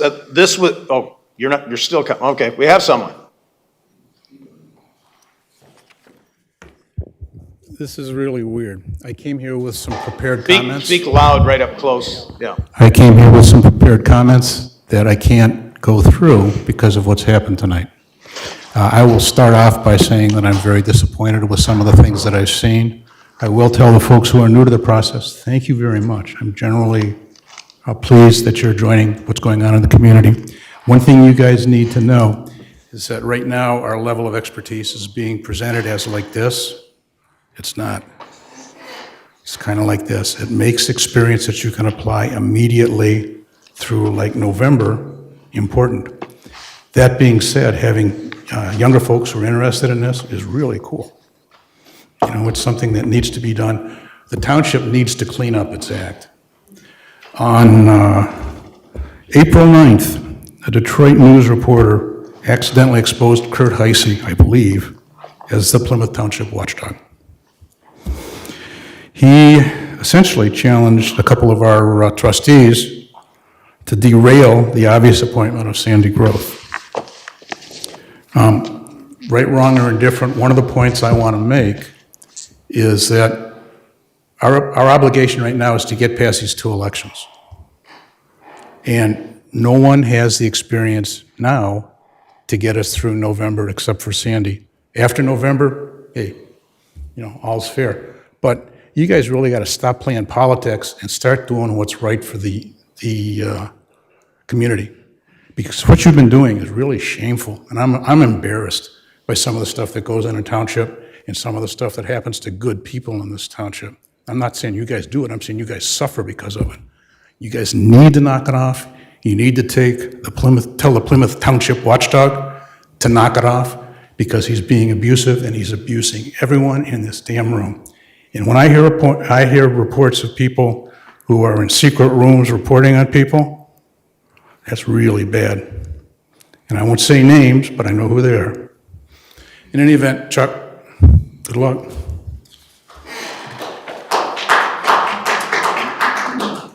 I'm blocked from that site, so I don't even see, I'm blocked from that site, so I don't even see what's on it. Good evening, trustees, Bill Ikes, Hidden Creek. I wanted to first off thank 2 trustees plus 4 residents for putting the time forward on resumes, coming forward and speaking here tonight. It was honorable. We learned something, which is good, okay? Following the MTI guidance on the resignation by Supervisor Kearney is prudent and the right thing to do. Sorry, I didn't hear. What'd you say? Following the MTA's recommendation on the non-resignation is prudent and the right thing to do. It protects the township, which was also good. I also want to thank John Stewart. Last week, 3 times he advocated that Sandy and Paula Jefferson speak, right? Which is actually a good thing to do. And I did want to have a moment of silence here for Sandy's mom for 5 seconds.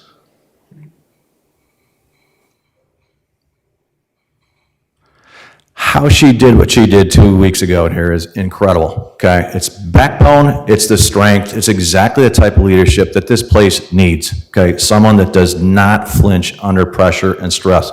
She was under it. What I didn't hear tonight, okay, from 5 of the candidates are what are the duties of the clerk or the deputy clerk. There's actually 25 duties that they're responsible for. A couple touched on 1 or 2, which is great, but really, I was hoping to hear a 30-day, a 60-day, a 90-day plan like I've had to prepare for every job I had.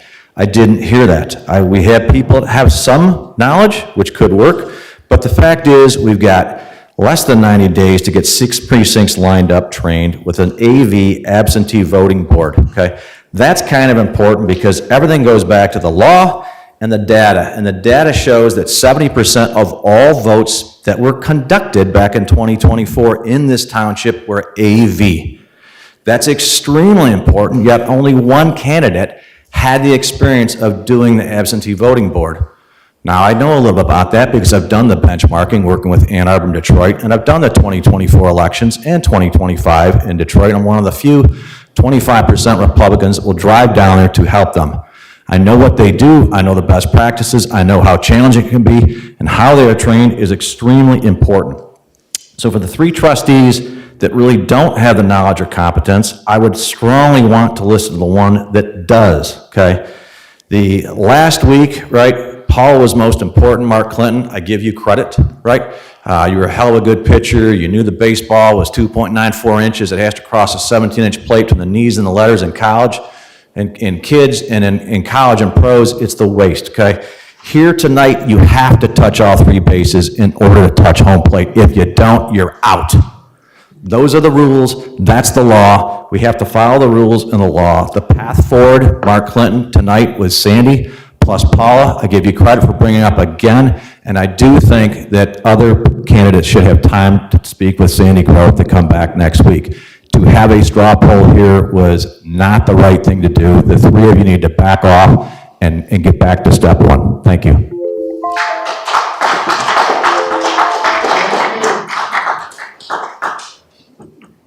Anyone else?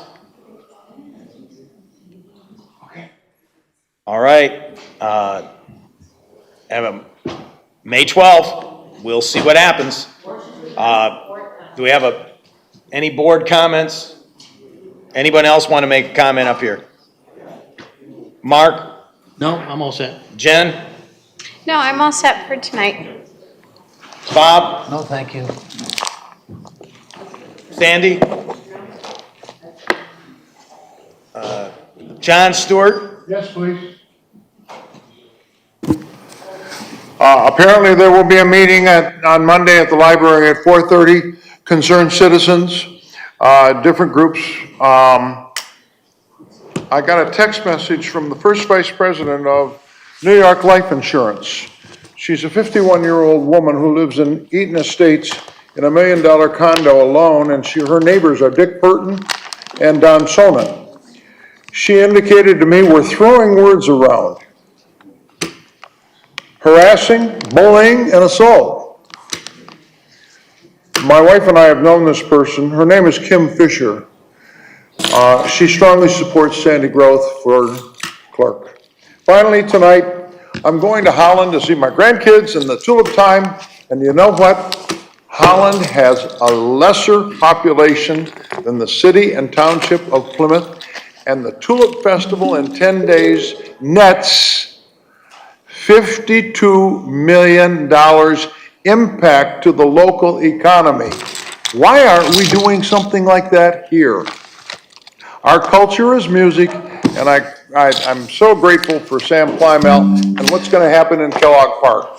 But just if Holland, Michigan can do it, we can do it. We got to, kinder words come together, and I do support Bill Ikes completely. And I'm very grateful for his research. We have a motion for adjournment. So moved. Second. All in favor? Aye. Aye. You guys want to see it?